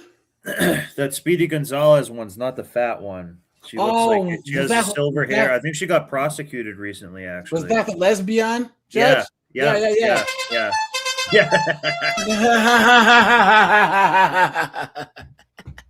Yeah, I think she actually ended up getting in trouble for that. Yeah. Hey, I forget exactly what she was doing. Thanks for the $10, man. I appreciate that. You are scaring the hoes. We see family courts and religion apply to men and women's lives. And the whole point of a marriage, the whole point of marriage and children, you would say what? To pass on your name, pass on your DNA, to name your sons, to leave a legacy behind? What would you say it is? Well, it depends on the worldview. From the Christian worldview, we feel that there's a commandment to do so, to multiply and for the most part, for most men to get married. Not every man's called to do that, but generally speaking, most of them seem to be. They seem to want to be with a woman. They seem to want to have children with that woman, and they're commanded to do this. From a secularist perspective, or a non-Christian or a non-religious person, it seems to vary based on things like you mentioned, perhaps legacy, perhaps they have different incentives for why it is that they want to do that. I couldn't begin to tell you all of them, because secular marriage to me is bizarre. It makes no sense. I don't know. I don't even understand it. But I do want at least doesn't make much sense in general. I was gonna say, well, then we all agree, right, guys? Isn't this one wholesome moment? Yeah. Isn't this a wholesome moment, guys, where it just doesn't make any sense? I think marriage does make sense in general. Not really. I think, well, it fails most of the time. It doesn't fail most of the time. That's a lie. Yes, it does. Yes, it does. Guys, he's trying to say it doesn't fail most of the time if it's part of this infinitesimally small group. Hey, that means it doesn't work most of the time. Yeah. He's saying it works most of the time in this 3% group. What does that mean to or even 20%? That's not most. Yeah. That is not most. What are you talking about? It doesn't. It And doesn't. when you look at the data around the people that Show me live the in data ways that look marriage like fails most of marriage. the time. Let's start with that. With what? Sorry.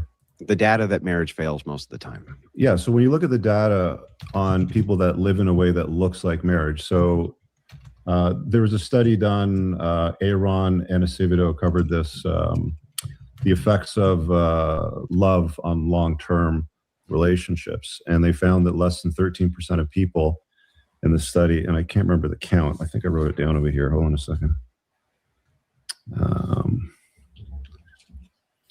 6,000 something people, 6,070 people over a span of 8.84 years. And again, the title of the study is Does Long-Term Relationship Kill Romantic Love? 12% are in love and 3% are in a state of obsession or bliss. I think that's why most guys would want to get married, is they think that they're going to be in a state of obsession or bliss with their wife into perpetuity and be granted access to lots of enthusiastic sex whenever they want it. And that's not the reality that most men experience when they get into it. And some of that data supports that, suggesting that most people that are still together over 8.84 years don't even like each other. So you're saying that, yeah, the divorce rate is, I don't know, 40 something percent or whatever it happens to be. Then you got to look at the people that are staying together out of maybe convenience because they're too cowardly to leave. They're not good enough looking to leave. They might be poor. They might have other anchors sort of tying them down. But there's a lot of people that stay in long-term relationships that don't even like each other. Like the chances of you being in love. Guys, here's the thing. They're both correct. That's just the thing, right?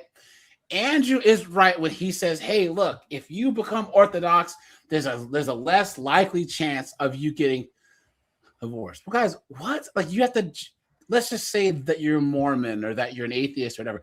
You have to what? Just somehow like force yourself to believe in the Orthodoxy? What do you, that's not, yeah. That's not a thing, guys. That's you, it would be more logical to say move to a different country. That's at least that's easier to do because you can't convince yourself if guys put a one. More importantly, the woman can't convince herself. But guys, just think believe it with the men, guys. If you are religious in this chat, right? Protestant, Lutheran, yes or no? Could you guys just tomorrow snap your fingers and believe in the Orthodox Church or believe in the Pope or the Catholic Church? No, that's not how it works, guys. That's not how it's a different belief. It's a different worldview. It's a different culture. You know what I'm saying? Of religion. You can't just say, oh, well, I'm just going to become Orthodox tomorrow and just leave my religion behind. It doesn't happen, guys. It does not. So with your spouse is very low. So what? And in fact, AJ, the only way it So would work is if you are a real true believer of it. You can't fake half believe it. Yeah. It will not work. And let's say you did fake half believe it. That's also bad because now you're just kind of living a lie most of your life. And you're going to put a lot of time into that. James Dean says because you don't have to be a zealot to practice a faith. It's not about zealotry. Bro, if you go to like a black church, right, where there's pastor pork chop, have you guys go to a black church and then go to like a Catholic church with the priests and the choir boys? It's a completely different culture.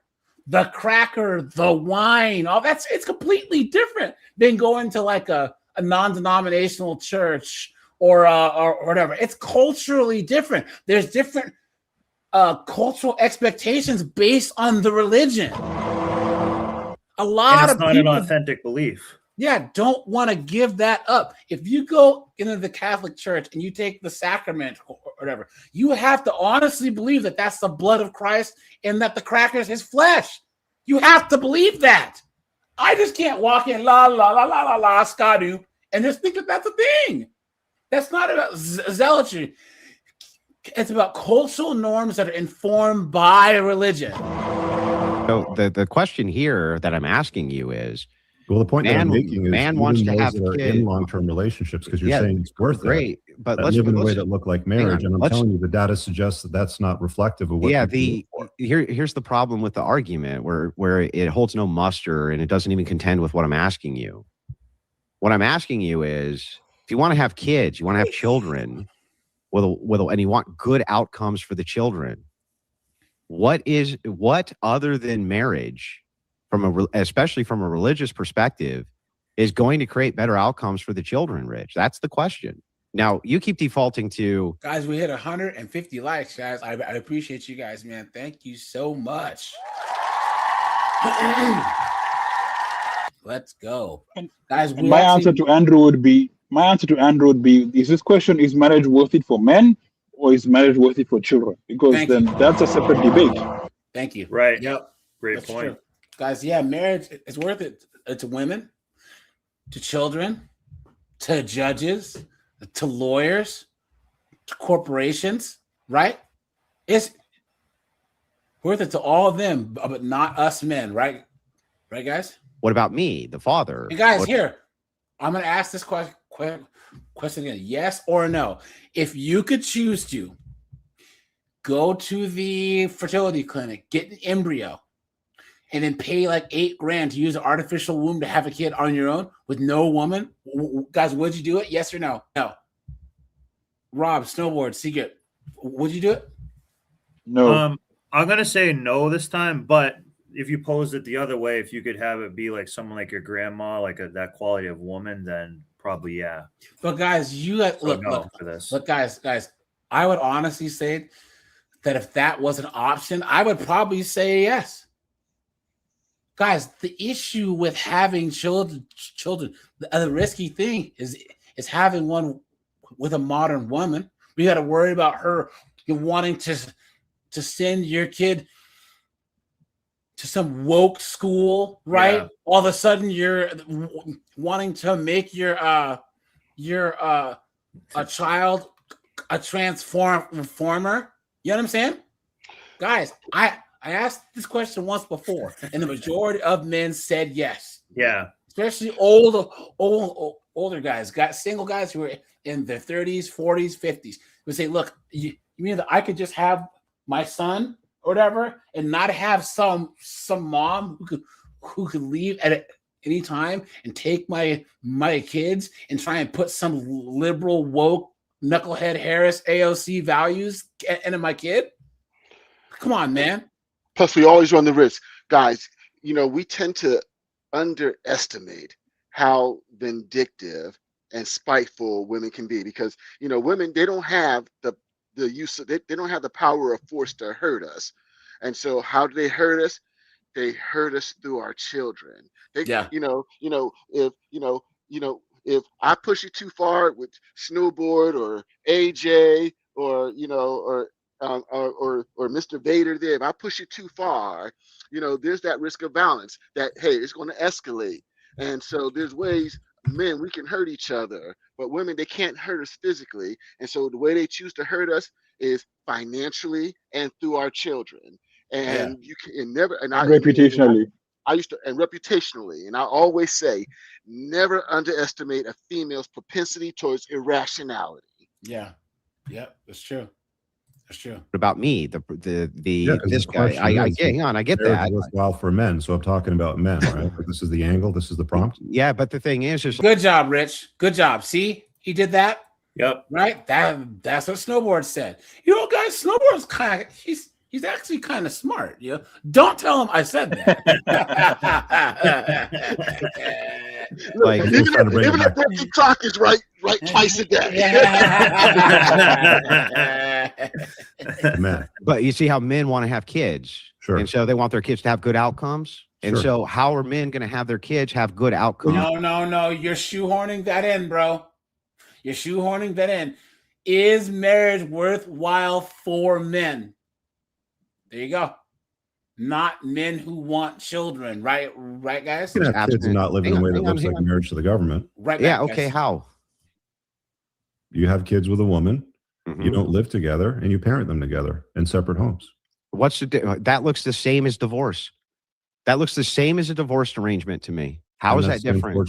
And that's the unfortunate reality of the world that we live in today. What? So your solution is if you get here's your idea. The Your only idea difference is the man is still the head of the household. Hang on. Here's what you just said. If you get divorced, Hang one on, of the The am biggest I allowed to difference respond is now? that the men are still the head of the household when they run the relationship that way versus They're not the head divorce. of the household. Women How? are still. Sorry? How are they the head of the household if you're not even living together? There is no household. You're paying for everything. Yeah. So your solution is have two separate houses. So you're paying double for two That's- separate houses, and then split that's one way to parenting do it. time. Yeah, that's Split one way to do parenting it. time with the woman. What's that? Your idea here is pay for two different domiciles and then split parenting time with the woman. Now, if we had a divorced relationship, you would be living in two domiciles and splitting the parent time with the woman. So Yeah, I don't- hang on. So if the risk of divorce is, well, you may not be able to see your kids and you may have to be Let's paying do it for one your, thing at hang a on, time here, Rich, because I let don't me think that finish. men bro. are Are needed you gonna to let me, do let me finish much my of the point? parenting when children are small. Let me Specific- finish my Well, point. you're talking about parenting, right? Yeah, So let me finish my point I'm and then gonna respond to it. Then respond to it after I finish it. Your worldview just showed that there's no distinction. If I get a divorce, I have to pay for my wife's new living or ex-wife's new living arrangement in a new domicile through child support, and then I have to take care of the kids. Under your view, you're just saying go ahead and get cut right to the end and go ahead and begin paying for her domicile and support. It's literally you're just asking men to live like they're divorced. No, that's not what I'm saying. There's no difference. Yeah, there is a difference because What? the court. Well, hear me out. I'll explain it to you. All right. The court is running the show when you get divorced. Women run the show when you get divorced. They leverage family law for their benefit. They're getting 80% of the custody orders. Whenever there's child support that's required, it flows from the father to the mother. If there's alimony that's arranged, 97% of the time it goes from the father to the mother. And she controls most of the outcomes in a unilateral fashion when it comes to the family courts. But if you're with a woman and she says, hey, I love you, and you say, I love you too, sort of thing, and she says, let's have a family, I'd like to have kids, you say, fine. But here's my boundary. I can't live in a way that looks like marriage to the government. So I'm going to pay for a house. I'll rent a house. I'll look after you. I'll come and visit you and the kids. But we can't live in a way that looks like marriage to the government. Now, guys, once again, that and herein lies the rub. They're both advocating for things that don't apply to regular guys. Yeah. A regular dude's not going to become an orthodox, and a regular dude's not going to do whatever the fuck this thing. Sorry. I'm so sorry. I didn't mean to cuss, guys, but it's not going to do whatever the hell he's talking about. Guys, I'm sorry to say this, but what he's talking about is one of the dumbest things I've ever heard. Guys, we are already doing what we're supposed to do. We're sitting there waiting, guys, living our best lives until something changes, until they incentivize us men to get married and have kids. They have to sweeten the pot, guys. That's what they have to do, guys. They have to sweeten the pot. They have to give us a reason because there's less and less men. It's not as much men. It's not just men walking away. It's how many of us will be willing to answer the call, right? When time for war comes, when time to keep society going, when women need help, how many men are going to actually come back? Because there are guys who are just blackpilled. They said, no, I'm done. Game over. You know what I'm saying? They've been kicked around. They've had their kids taken, and now anytime that they people ask them for anything, it's game over, dude. Game over. Now, in regards to what Rich is saying, I have seen what he's describing work a half dozen times in this situation. I know men right now who have a child or children with women from other countries where they're here and they go out, a half dozen or so times a year. And so they got their girl and, I'm talking specifically DR now, where, they got their girl, they got themselves a good girl. She lives in this country and, they're paying all the bills or anything like that. And they're having, and they're doing that way, raising how they're raising their family. So I have seen that work, once again, only with a half dozen guys, but yeah.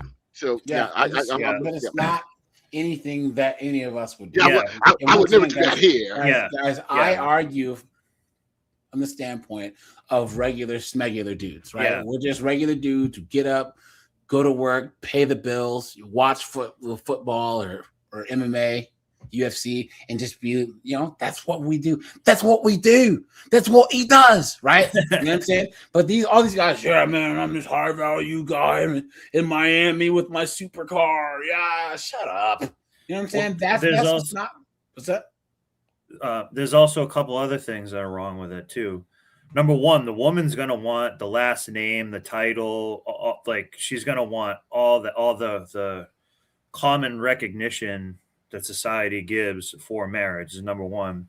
Number two, he's basically kind of saying like bend over backward in every way possible to basically like kind of like simp from the government in a way.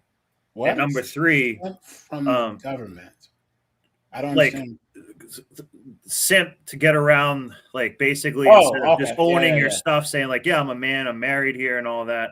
You have to bend over backwards to the government, hide things, do stuff and just kind of it's not a real authentic way. You should either be getting married and doing it the right way or don't. He's just suggesting like a workaround. And number three, there's like you said, like you were saying this, like there ain't no Jesus in divorce court, but there certainly are a ton of small hats. Yeah.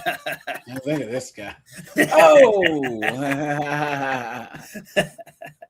And then to further extend on what he said, so child support is still a law, is still divided by, it's still calculated by law. So even if you have the child and you don't have, when you avoid the marriage, you're still subject to the law in terms of that.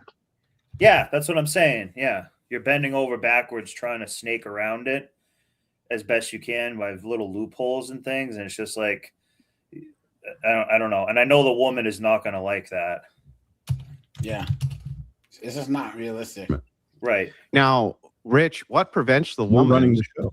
Since there's children involved, what prevents that woman from going and pursuing child support anyway and just breaking up with you? She can, but she doesn't get anything. Yes, she can. This doesn't mitigate anything. Yes, it does. No, you don't have to lose half your shit. You're already paying for half of their shit. You're paying for all their shit. No, you don't lose. No, but you're not losing your house, your retirement, all your assets that you spent the last however many years building. Guys, they're both making good points here, right? Now, as dumb as this idea Rich is saying, guys, not getting married, guys, she doesn't have total and complete power and leverage. Lose half of your assets, Andrew.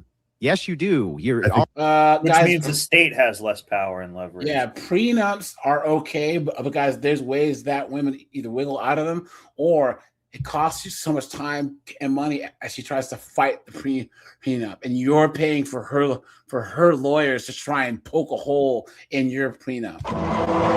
What a joke! Already paying half your assets so this woman can live apart from you. You're not living in a way that looks like marriage to the government. You're not married. You're not living in a way that looks like marriage to the government. You understand? And here's why: for family law to force a man, to compel a man to pay alimony, it has to, you have to be married, or you have to live in a way that looks like marriage to the government. So if you want to go about it a certain way, we're talking about a strategy here now at this point. Yeah. If you want to apply a strategy to the game to sort of circumvent some of the risk profiles, then that's one way to do it. That's just one way to do it. I mean, there's other ways that we can. Yeah, but let's focus on this one real quick, because to me, it's incoherent. The idea here is the woman can still pursue. It's incoherent because it doesn't align with your worldview with Christianity. No, it's incoherent because when it's applied to what it is that you're trying to avoid, you're just skipping to the thing you were trying to avoid in the first place. The idea here is that if you get a divorce, you're going to split assets. The idea and be paying towards your ex-wife's new life. Yes, but Rich is saying that you should have as many assets to where paying for some chick and your kids is just is nothing to you. You know what I'm saying? Because you used to be so rich and so baller that you can just pay $14,000 a month for some chick to live. Come on, man. Yeah. Come on. That's what you're trying to avoid. Under your view, though, you're just doing the same thing. You're just paying for her assets in the same, hang on, in the same exact way. And she can still pursue legal action through the kids. That doesn't stop her from doing that at all. Yeah. And you have taken out the risk mitigation now of religion. So there actually seems like there's an incentive for her to do that. The remedy that she can apply for will be child support, right? Yeah. She can't apply for alimony. She can't apply for half of his shit because they're not living a way that looks like marriage. The state will always make sure the children are looked after. That's what they do. So there's no avoiding the state. Well, let's just agree on something. Like some of the biggest risks for men are what? Child support, alimony, and the loss of half of their assets. Yeah. And not be able to see their So kids. you just eliminate two of those risks. And the only thing that you would have to deal with is child support versus marriage, where she can take half of your shit, alimony, and child support. Hang on. You haven't done that exactly. So no, you haven't eliminated this risk. So here's why you haven't eliminated it. You're still paying out just like you were divorced. You're still paying out just as though you were divorced for this woman to. But here's the thing. It's your choice too, though. That's a big thing that Andrew's not. If you choose to do this, it's at least your choice. You know what I'm saying? You're choosing to say, look, I'm going to pay for this chick. And the court's not dictating for you to do it. And if she pisses you off, you can just say, you know what, never mind. And stop paying for her lifestyle. You know? So. Be taking care of your kids for half for assets. And you're living AJ, apart imagine from her. if And Andrew Wilson has got divorced somehow and just became the craziest red pill guy ever. What's crazy is I showed you guys that one idiot vegan. Yeah, the vegan dude. Yeah, he used to call into Fresh and Fit and be like, "Oh, you guys don't know anything about women and blah blah blah blah blah. You guys are all frauds and blah blah blah blah blah." Right? And then he got divorced, and now all of a sudden he's super red pill. You know, marriage is stupid, chicks are dumb, blah blah blah. And there was one thing where he calls in a Fresh and Fit show, and he's like, "Yeah, are you guys going to talk about my arguments and blah blah blah?" And Myron just puts on a clown mask.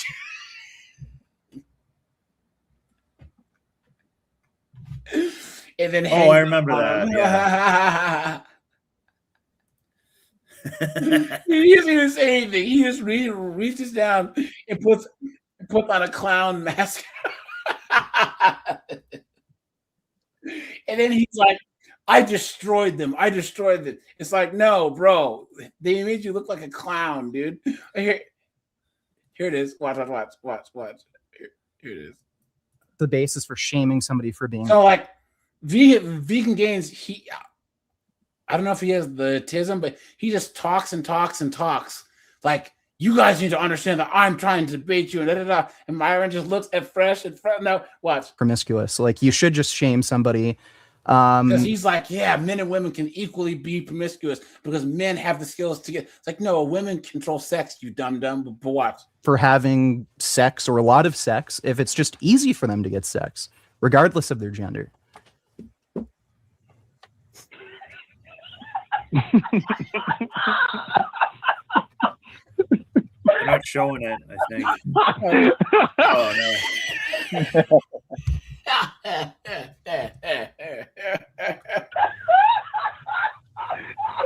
Yeah, he's finished his question mark. Okay. All right. I think that's the answer right there. So, do you have any retort? No, bro, because you just don't understand basic intersexual dynamics. So there's nothing to talk about here. Okay, so you don't acknowledge that you made a poorly constructed argument that just made no sense. Like, if it were easy for you to get sex, would you not take advantage of that? Like, should you be shamed for something that's easy for you to do? Next caller.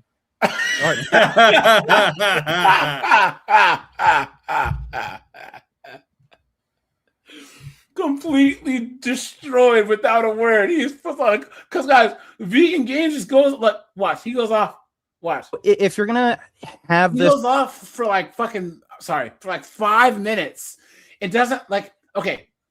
If Rob and I are talking, let's just say that Rob calls in. Well, Rob did call in, and he's talking. He's gonna listen for social cues for me to cut in, and like we can have a dialogue. But you guys know that if you just hey Clayton, do you think that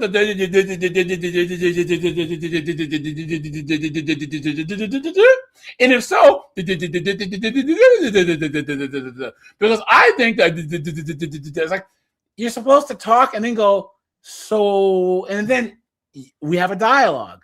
But this clown just calls in and just goes off. What sort of position where women should be shamed because it's easy for them to get sex? I don't even know why this has anything to do with gender. If that's the basis for shaming somebody for being promiscuous, like you should just shame somebody from like here. Look, to come with multiple. So for about 3 minutes, he just goes on and on and on and on and on, right? It doesn't like expect a response from Myron at all. Like just goes on and on and on and on and on, and that's when he puts the clown mask on.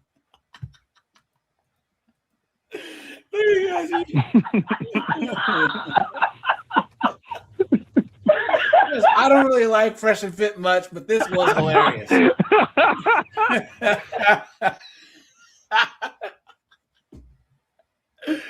Oh no. What this does is this also creates a massive problem, which is that the outcomes for the children are still not going to be as good as if they were at home with mommy and daddy together, because we have all the data in the world to provide for this. That in split households, how much data do you have on the model that I just described to you as a solution to that this, would be to this that problem? would be your burden, not mine. Well, it's one version. It's one version that I'm.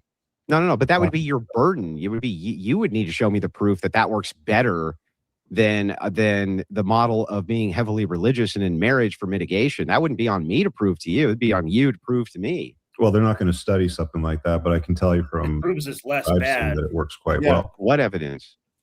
People that I know that do it. That's anecdotal. That's no place in a debate. You can appeal to anecdote. Yes, and here's the thing: like you might as well call 3%. Like what? Hold on. What percentage of the U.S. is Orthodox? It's hard to get that data, but Rich really doesn't have to present it. He's just presenting that it lowers the risk. Guys, less than 1% of adults in the United States identify as Orthodox Christian. Yeah. Can you add like Mormonism? What is the other one? Muslims plus. Let's just say it's like add in all of them because just curious. Because Muslims are. I would say 15% of the population is fair. It's probably high. Muslims are 1% of the adult population in the United States. So the numbers really don't help Andrew whatsoever. And then Mormons. And add Amish, perhaps. Mormons too. are 1.2%. And then Amish. We have to like 3%. Yeah, at this and point. then you can put probably small hat in too. Amish is 0.12%. So we're not even hitting 5. We're not even hitting 5% on this thing. Yeah, let's just give what 6%, and that's without the small hats, right? Like, what is going on here? People that do this, Andrew, like you realize that's anecdotal. Right, but you understand that men are having to become creative when it comes to the notion of having children without losing their shit. One of the other things you see guys trying to use to solve this problem is surrogacy, which is another bizarre one, right? Then you don't have the mom involved at all. Yeah, but that's only going to be available to men who have wealth. So become wealthy.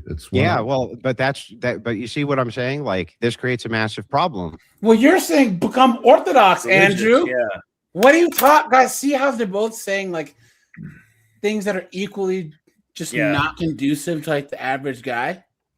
Well, Yeah? you can acquire Most men are- wealth. You cannot believe something you don't really believe in, too. Yeah. Yeah. You're not going to become wealthy. No, I Most realize it. people are not If going to you're become poor, wealthy. If you're not successful, then you have to follow the masses. This is why so many guys get destroyed, because the game is rigged against them. The population has no real fair way to navigate relationships and children consecutively. Yeah, but here's the problem that you have here with this analogy. The first is when you appeal to an anecdote. If I were to give you a similar anecdote, I know a lot of guys who do that and it doesn't work out for them. You wouldn't believe me because that doesn't tell us anything. That's one. The second problem here is, guys, hit the like button, guys. Let's try and hit 200 likes, guys. Hit the like button. one thing about Guys, we will be live Sunday at 9 p.m. Eastern Standard Time, guys. Calling all Canadians, man, because we're going to talk about how cooked Canada is, man. marriage for us is being able to track. Oh, he's Canadian? Yeah. Oh, I didn't know Yeah, that. he's Canadian. Divorce. Yeah. That's really easy because it all goes we through got a lots state. of data on that. Yeah, we got lots of It data doesn't on divorce and the statistics around it. Yeah. And the problem that you have here is that you're saying, well, men are getting destroyed because of how many of these, marriages end in divorce. But that's actually only true of some groups. Some groups, your risk of divorce is very, very small. It's very tiny. It's well within what I would consider. Tell me again, what is the difference in risk for divorce for people that are Christians versus non-Christians? It depends on which type of Christian we're talking about. If you're nominal Christian, you're on par with the national average. If you're devout Catholic or devout Orthodox, it's down to 12% to 18% versus 40%. 12 versus 40. That's a huge, we're talking. Yeah, but that's still 3% 1 in of 10. people. That's still 1 in 10. You know what I'm saying? I mean, come on, bro. I get it, but once again, 1% of the population. So are men just en masse just supposed to go to the Orthodox Church? We could almost substitute it, take out Orthodox Christian and put billionaire. Yeah. Not billionaire, but something like that. Oh yeah. Yeah. Well here, Cooper saying men should just get rich is the same argument because Orthodox is 1% population and millionaires are 1% of the population. About now, well within acceptable risk. If it's the case that 5 to 10% of people who ever have a drink are going to become alcoholics, you wouldn't say that that's so much risk that you should never have a drink. That's within what I would consider acceptable barriers of risk. You're now part of an 80 to 90% of success rates rather than you only view it as 10 to 12% failure rate. I view it as an 80 to 90% success rate. You still have way too many variables when it comes to marriage, even if you are a Christian, when it comes to the churches, the pastors that you're dealing with, who she is, as far as a woman before you. All guys, he doesn't need to argue this. He can say you're arguing 1%. Why are you logically arguing 1% of the population? Why? That doesn't make any sense. This would be like a chick saying, that she has five different baby daddies in the herp derp and managed to actually marry a rich guy. It's like that might be like a 0.01%, but what's the point in them arguing that? Marry her. The fact that women always reserve the right to change their mind at any given time about you later on down the road.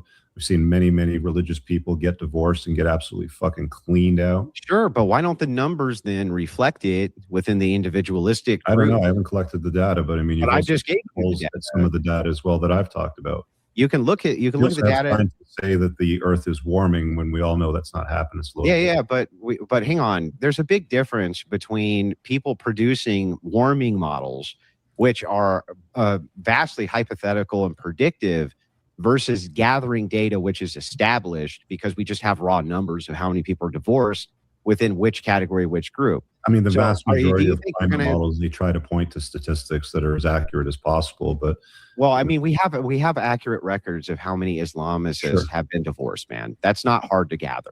That's not hard data to figure out. And so if that's the case, for Hindu type of religion, since the divorce rate's lower, Hindus get divorced the least. or for I Amish agree. style living, Yeah, actually, I agree. What I'm looking for is what is the things inside of these religious models that's keeping the divorce rate so low compared to the average. And I think that that's what's left out of the nuance of the discussion. Okay, well, tell us. Well, here's what's going on. And What's again, fear of God well-studied versus phenomenon fear of state? is that religion operates on a support network. So you end up having people who have shared like-minded value structures, especially for your wife. Well, that's a big thing, because if women are hanging out with like divorcees and they're hanging out with promiscuous women and things like that, they tend to often follow suit based on those social pressures. Correct. Men actually do this too, to a lesser degree, but they do it too, depending on the friend and in-group they have. They tend to do more or less degenerate behavior, depending on how those groups play out. When it comes to women, they do the same exact thing. But now if you have a support group and a support network that's like-minded and is focusing specifically on the same value structures, which is stay married, here's what the role of the woman is, et cetera, it creates a reinforcement in those communities, which mitigates against divorce. And Guys, I put up a poll, so guys, let me know. Vote for who you think is right so far. Is it Andrew, or is it Rich, or is it neither? gives a support network to people having marital troubles. That seems to be what's going on. And that's not accessible to the general population outside of that.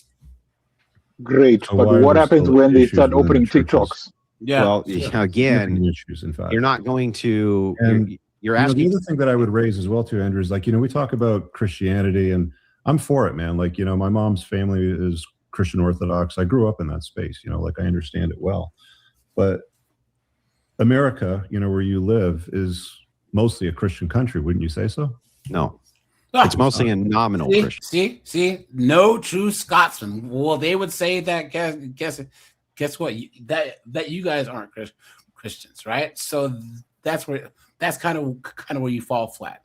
But guys, they're both correct, but people aren't just gonna go running to the Orthodox Church. The values that Andrew is describing in the Orthodox Church are just cooked. The majority of women are not going to start abiding by those values. They're just not. Yeah, they go to Orthodox Christian. Oh.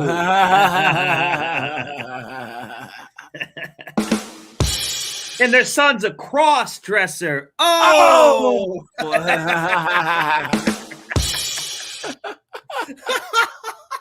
It's true, guys. This is such a it's an argument that makes sense, but it's just not practical and it's not pragmatic. What's the point? So there's 1% of the population that has a lower divorce. Or was it? No, 6%, 7%. Okay, have a really, really low divorce rate. They have the same divorce rate as everyone did back in the 50s and 60s, but they haven't changed. But that means that guess what? The majority has changed, and you can't ignore that. I don't get. There's never any use in arguing the minority. Why? Country.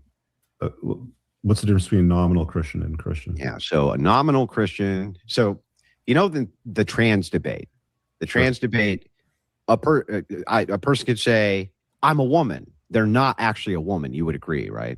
So you're saying that they're calling themselves Christians, but they're not real. Yeah. Christians. And the reason they're nominal, and we can make that distinguishment between nominal and non-nominal. Real Christian. Hang on.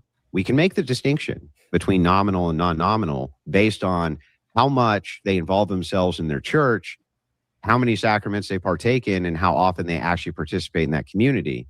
This is broken down by Pew for divorce stats and other organizations as well, which shows the reason like traditional Catholics have such a low divorce rate in comparison to the national average is because many of them partake in the church functions and the sacraments, which helps reinforce the ideology of the family that they're supposed to work through marital issues rather than get divorced, including for the sake of the kids. That's why. So when people say America is mostly a Christian country, it's actually not factually true. It's mostly a nominal Christian country. It is true that like 65% or 70% of people will identify as being a Christian, But when you look at their behaviors in society, they act no different than a secularist non-Christian. They don't go to church. They don't participate in sacraments. They don't take their religion very seriously. It's called like cultural Christianity, but nominal Christianity is fine too.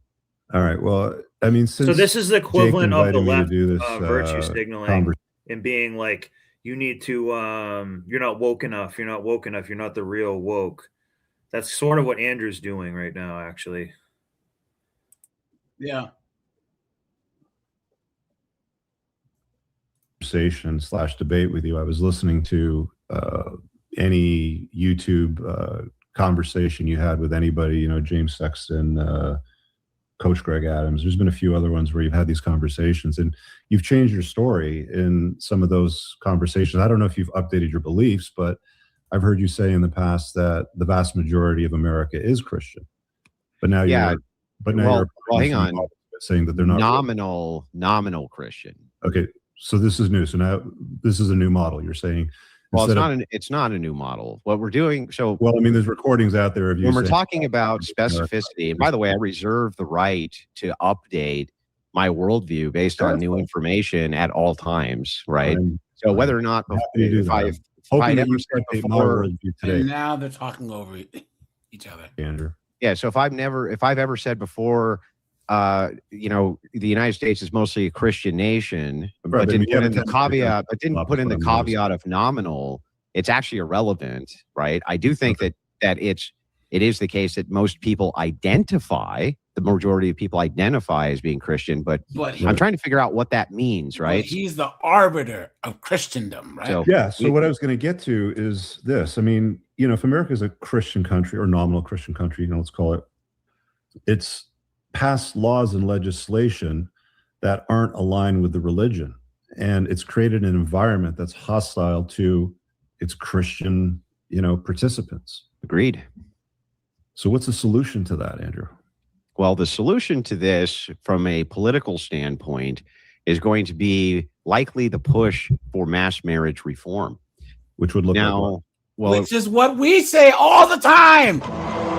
Yeah. Ding, ding, ding. And this is why, guys, I'm telling you guys, like, we don't really disagree with what a lot of tradcons and religious guys say. We are just not going to play the game until such reform happens. You can't shame us for not wanting to play the game, for not wanting to get cooked, right, guys? It looked like exactly what I'm not going to spin the menorah in the courtroom. No, thank you. Yeah. Where you start with grounding localized laws, which will do things like immediate custody disbursement between both couples, things like this. The groundswell of traditionalism, which is moving back into the mainstream, especially from the right wing, is now beginning to make more demands like this, and they have more access to the legislators to do this. That's step one. But in the interim time, we have to have some way in which children are still being produced and men don't lose hope because all hope is lost. You're going to be part of this 40% statistic or 50% statistic and you're screwed. That's actually not the case. The case is that individually, if we break down various groupings of the types of people who are getting divorced, some groups are at way higher risk than other groups. And that's factually true. And if you're a part of a group that has a very low risk of divorce, it suddenly becomes much more attractive to men to do. And they're less likely actually to get destroyed in a divorce because they're not even likely to get one in the first place. So if we examine the change that's required, we realistically need to say no more to women. Yeah. Would you agree? Yeah. There you go. Ding, ding, ding. Yes. Yes. Let's go. Yep. Let's go, guys. Let's go. Now we're on the right track.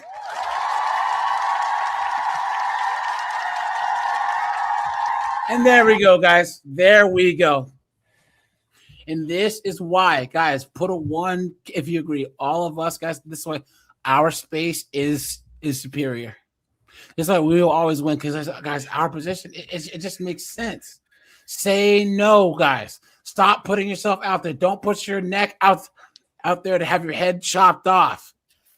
Guys, we know that we're correct because the only thing that these feminists and these women have is shame. If a person, the only thing they have is shame, you know they're wrong. What's the plan for that, given the environment that we live in, not the environment that we ought to live in? You mean the descriptive is? Like, what do we want to do about it right this second? Because nobody's able to say no to women today. What do you mean by that? Everything that happened, the vast majority of things that happen in culture and politics is all to support a female first primary social order. It's all to make men less and make women more. I don't disagree with that. I think that feminism is the supremacy movement today. It's not about equality anymore. It's about destroying men. Well, it's about removal of the patriarchy. It's about the removal of man from the household and making the state and women the head of the household. So that dynamic is shift completely. It's put everything on its head. Mm-hmm. So Christianity, as you idealize it, the ought to version of Christianity is not supporting. I don't get why you keep saying that this is an ought when it's descriptively true right now as we speak. It is the case that these groups exist right this second as we speak, where your risk of getting divorced is greatly mitigated by just being part of these groups, because they do. The traditional churches tell women it's not perfectly idealized. It's a case right this second, right now. What do you mean? In a perfect idealized church system, but the church system is not. No. All you got to say is in 1%. Yeah, and that's 1%. So let's say half are women, 0.5% of women. Yeah, and this is where Andrew's also kind of wrong in a way too, because it's like, Andrew, do you want someone who is the degenerate 1 week ago now coming into your church and then asking to get married from one of those guys? Is that what you want? And he might I don't know. He might actually kind of agree with that, but I think it's like, well, you're also going to like corrupt your own church in a sense too.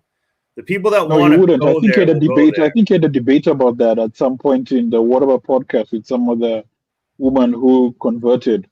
Yeah, that one Nala Ray, that nasty friggin' 304. You know what I'm saying? He's like, she converted 3 months ago. She was having friggin' nug blast on her face, right? And now she's trying to do Christian a grifting Christian. Please.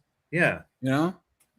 So, but I don't think Andrew I think he likes the idea of trying to Andrew's trying to sell your religion because he believes it's a righteous thing to do. So that's always in the background of what he's trying to do. But I don't think it's like, well, AJ, remember the one we saw a few days that looked like a transformer and it said like murder on their neck? They just looked like a complete demon. It's like, Andrew, do you really want him showing up in your church and marrying one of your women? Do you really believe that he's found Christ in all this as much as you think? Because he could just act that way for like a year and marry a really good woman. Like, you know what I mean? So like I think he kind of glosses over that sometimes. Yeah. Yes, it is. Compromised by toxic feminism. Let me ask you a question. Can the Orthodox or Catholic Church have female deacons? I don't know. I'm not. No. Can they have priests who are female? No. Can they have women who are in positions of leadership? No. They're being told no all the time. They're being told, no, you can't be in here. You're not allowed. You're not allowed to be a deacon. You're not allowed to be a priest. You're not allowed to do any of that. They're being told no. And that's why you see the mitigation rate for like Orthodox Christians. Hang on. Orthodox Christians especially. The mitigation is so low, right, that your chance of getting a divorce if you're getting married inside the church and participating inside the church, it's abysmal. It's abysmally low. And so it's like, yeah, there are organizations which tell women no. And they do it all the time, and they won't let them in any position of leadership, and they do it all the time. And that's not in the future that's going to happen. That's right now. That's happening. There's Orthodox churches that are pro LGBTQ. Their messaging allowing for divorces in their churches today. Yeah, they allow for divorce, but they allow for divorce under certain extremities, same as Catholics. So if there's abandonment, I'm not happy. I got bored. No, not those. No, there's very few: adultery, abandonment, addiction. Those are really the only three in which you have any grounds to even petition the church for a divorce. And so that helps mitigate in a huge way divorces inside of these churches. Because you're right, most of the time women sue for divorce, it's for irreconcilable differences, not because of abuse, not because of abandonment, not because of cheating. They're not mostly not pursuing divorces under those grounds. So your these churches recommendation only allow it under certain becomes about circumstances. Christians and will lower the divorce rates and everything will be fine. Wait, say that again? So your recommendation is everybody become devout Christians. Will lower the divorce rate to a level that's not risky and everybody. No, I'm not. First of all, That's what it sounds like to us, right? Right, guys? what I'm giving is a descriptor for if marriage is good in the West right now. Not even a prescription yet. Just a descriptor, and the descriptor is obviously for some groups it's fine, and for other groups, which is groups who are not part of the devout infrastructure of religion, it seems to be really bad. Okay. For you guys, You really still good have a for us, 12% really bad divorce for rate. you, huh? You still have a 12% divorce rate where men will get. That's really low, dude. No, it's not. Still not That is low enough. really low. No, really low. No, it's not. Tell that to the guys who get cooked. That would be like saying there's a 12% chance that a bear's gonna bite your dong off. That's really low. Well, tell that to the guy that had the bear bite his dong off. You know what I'm saying? Yeah. Huh? Can I just say, Still guys, not just low quickly? I think that you're kind of talking past each other a little bit in certain ways. Guys, hit the like button, please. Share the live, guys. If you like the content, guys, hit the super chat. If you guys are new, I go live Monday through Friday at 5 p.m. Eastern Standard Time. I just started early today because I got to head out here in about 15 minutes, guys. So Andrew, you're coming from the religious aspect. Rich, you're coming from an aspect where your mitigations for these problems rely on you being a little bit more wealthy. So if you are looking at a guy, for example, who is between 25 and 30, maybe living paycheck to paycheck, doesn't have a deep spiritual life in any way, what do you think is the best thing for that sort of guy to do? You're asking me? Oh, both of Like you. the average Joe? Yeah, if the average Joe just doesn't have a deep spiritual life, or if the average Joe is living paycheck to paycheck, what do you think is the best for this guy to do? I mean, that's a difficult one because he's got to enter into a conventional marriage, and that's what most of them try to do. They get them destroyed. Sorry, I'm just looking at the data for the devout Christian. Is that what they're called? Devout Christians? No. So it depends. Yeah, does that sound right? Yeah, and I'm an Eastern Orthodox Christian. 9%. 20 to 25% for Greek Orthodox jurisdictions in the U.S. National average 43. Also, too, you can see it's significantly lower across the board. one reason Orthodox people who are much religions more might 9 work to better 25. is because Say again? one reason these Orthodox religions might work better. I know, like, it's not really the way it functions here, but in like I know for Russian Orthodox and stuff, you can like whoop your wife's ass. It's not, it still is illegal. You can't, I shouldn't say that's not the right way to put it. But the woman submits to the man, but the man can kind of slap her a little bit and not necessarily get like arrested and stuff. That one power dynamic is what keeps that power there. No, these are not abusive relationships as far as I know. They're really good. But that fear still lingers in these type of religions where the man is the head of the household and all that. And why? Because of the force that he can have sometimes needs to be demonstrated a little bit. I don't even Then think they'll it's that, respect it. though, Snowboard, but it's the fact that, once again, there's shame in divorce. The community, the family is there's it leads to there being a cost of not upholding their values. Yeah. If you divorce, you're shunned. If you don't do your wifely duty, you're shunned. If you don't do your husbandly duty, you're shunned, right? So, like, if homeboy's spin kicking his wife, and there's no societal, no cultural aspect to her, like she can just call the cops if it's a modern woman. You know what I'm saying?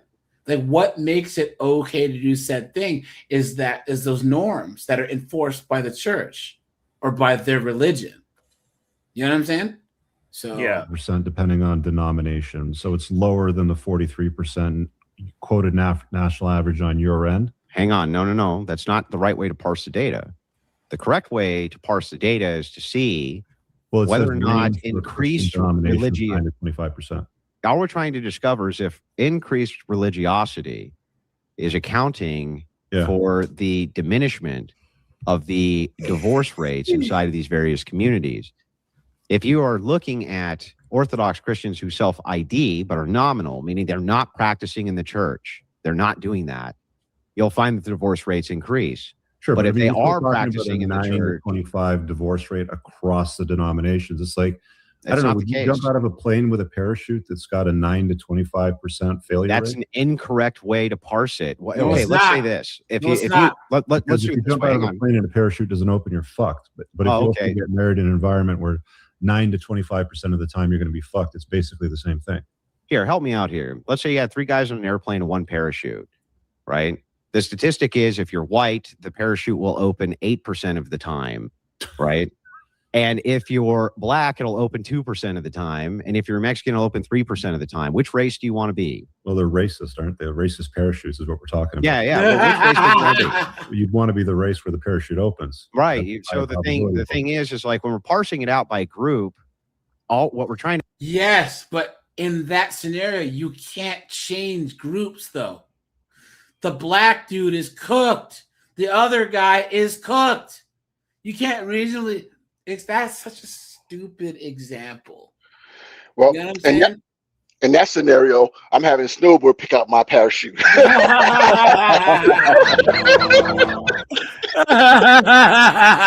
We all still need snowboard parachute.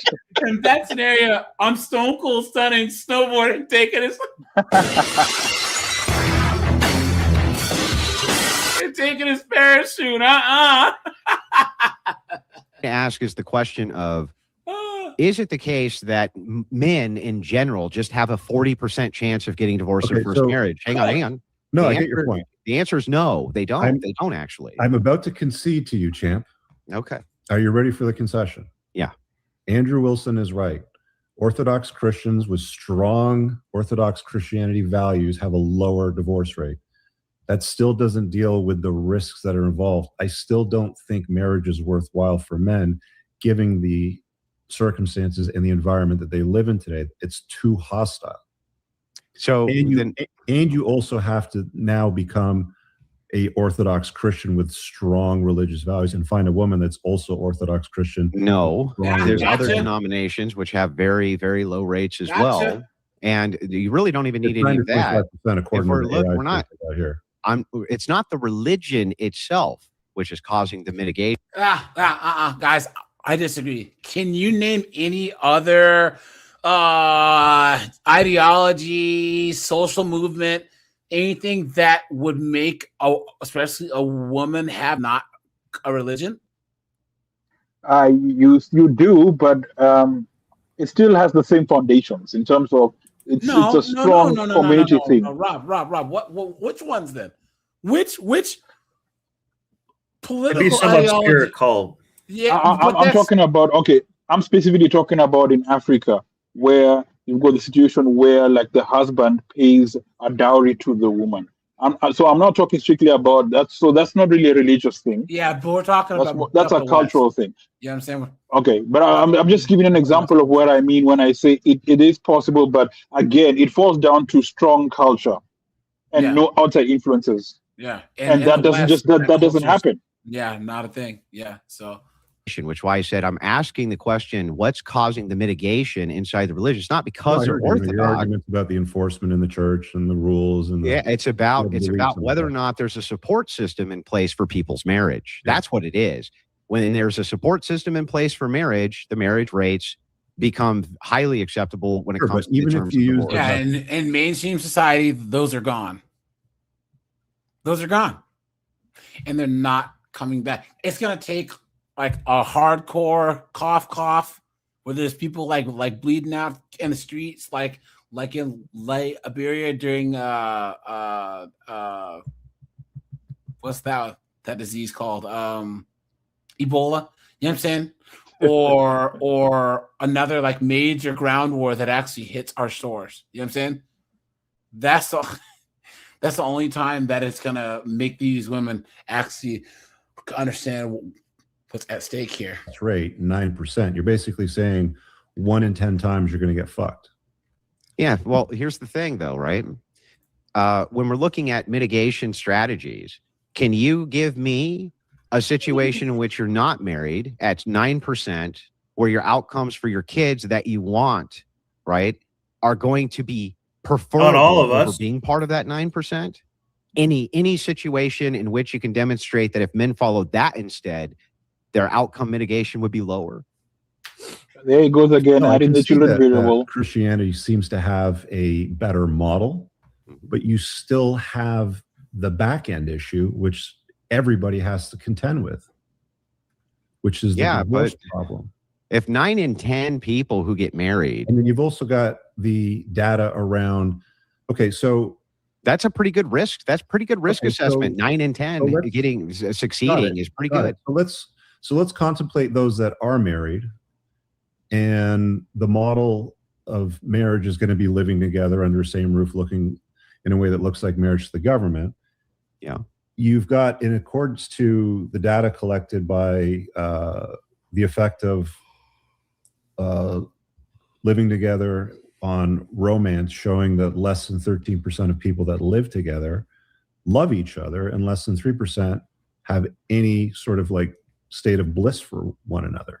I mean, if you take a look around at most people that are together in a long-term relationship, married, living in a way that looks like marriage, cohabitating, whatever it happens to be, the vast majority of them don't really like each other that much. It's very like the probability of success. He's just arguing like none of this needs to be argued. He should have said, look, guys, there's not enough Orthodox people out there to matter. There's nothing else other than these types of religions that are going to allow said environment that you're talking about. So why are we talking about this? Why? He's going to argue that you would have argued after that it's not the religion that created the support groups or some nonsense like that. Yeah, but there's nothing else other than religion that can do. Yeah, I'm with you, but you saw him try to weasel out of that just now, and we know that was impossible to weasel out of. You guys, they're both right. They're both making good points. But what Andrew's not realizing is, bro, you're arguing like, was it 7% of the population's doing it right? How can you implement their values to everyone else that's, especially all these chicks that are all demons? How? That's what you need Islam's to flush it out kind of a little bit. Yeah. Under that model is still quite low. So even though you would say that 9% of the time you're going to get divorced, it would seem the vast majority of people that are living in that way aren't happy. They're actually not in love with one another. Well, the thing is, though, is that, again, I'm not even sure what the methodology of the study is. I've got it looked up here, and I'm looking at the method. And the method is just saying that there's read it all. I mean, it's a few pages long. Yeah, well, I have it in front of me, I think. And the method is cross-sectional. Summarize it. If you just do an AI summary on it, tell me what you think. I don't ever use AI for summarizations or things like that, because AI provides a bias. And when I look at studies, I try to look at them absent a bias. This one has a meta-analysis which seems to disagree. Professional. I'll follow your lead on it. Well, this one has a meta-analysis that seems to disagree. The meta-analysis is of love types and satisfaction in short and long-term relationships. We can share it if you send it to me as well. It says this is the one he shared.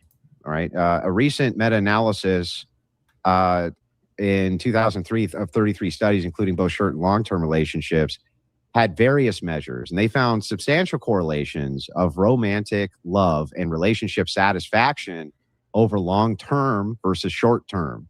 And so this is being compared to that meta-analysis, the meta-analysis being the highest standard of scientific rigor.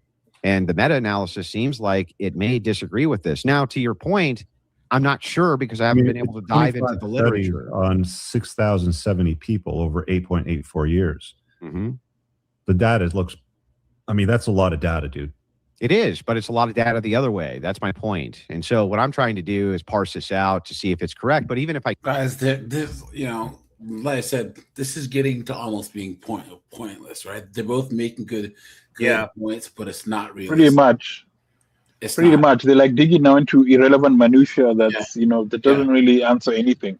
Yeah. Andrew's argument is correct, but it's basically saying like, hey, everyone join the Orthodox Church or find something. Let's try and promote the values that the Orthodox Church has. Like, that's not going to happen, right? And then Rich Cooper's saying, well, if a guy wants to be a father, he has to be in the top like 3%. It's like, no.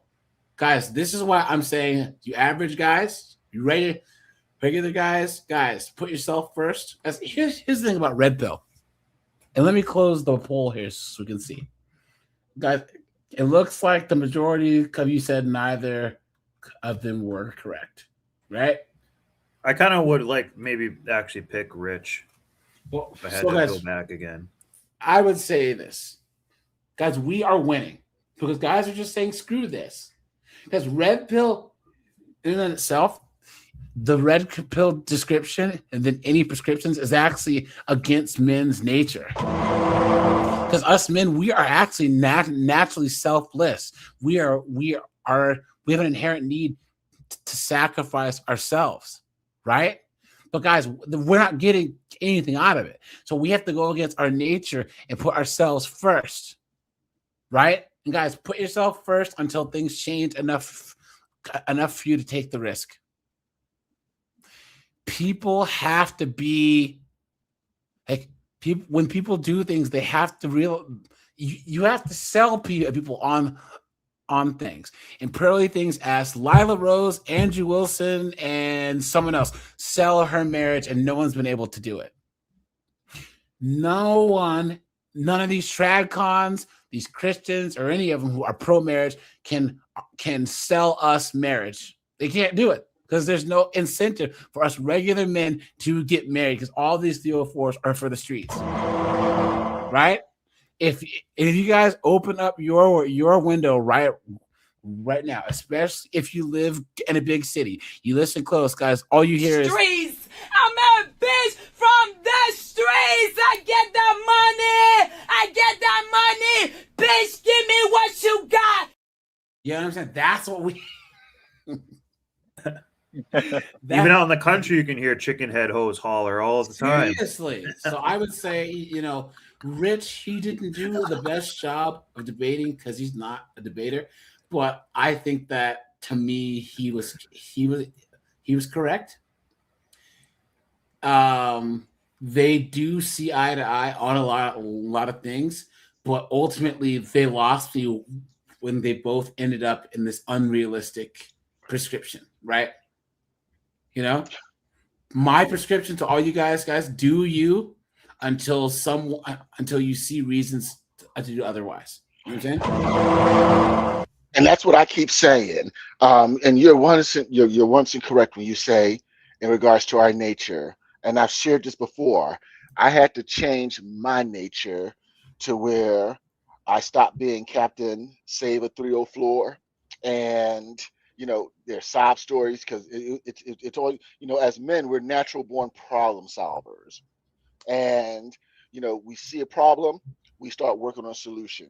And so I had to learn how to stop doing that. I also had to learn that, I had to change my mindset to where the females that I'm dealing with, when they're coming at me with their trials and tribulations, to where they can't weaponize their sad stories or tears against me. So yeah, we do have to change our nature in regards to that. And you're right. That's why I said that, when I deal with women now, so I remember having this conversation. I'm gonna keep this short. I had a conversation with this friend. Yeah, we're gonna close up soon. So who felt like she never had to change or improve or to become what a man needs. And I pointed out with her job how she had to earn everything, every step, every promotion, every raise. She had to put the work first and earn those raises and promotions. Like, how come you're willing to do that for the W man, but you're not going to do that for the B man, but you want to marry you and wife you up. The one you said that you can't retire without. So now I'm like, no, people don't appreciate what is given freely. They only value what they earn. And you make a woman earn everything she gets from you. Yeah. In my opinion. Yep. But all right, you guys, I'm gonna shut bad boy down. You know, had to end early because I had some stuff to do. But guys, we will be live on Sunday, guys, at 9 p.m. Eastern Standard Time, guys. All you Canadians, man, anyone who's to call in, guys, we're gonna talk about how cooked Canada is. But FYI, Bob says that if I were rich, I would have said, Andrew, remember Tommy Lahren. Facts. Yep. Absolute facts. Thanks for the $5, my friend. Seriously. Garlic croutons, dude. But all right, you guys. I appreciate you. Bye, guys. Cheers. See ya.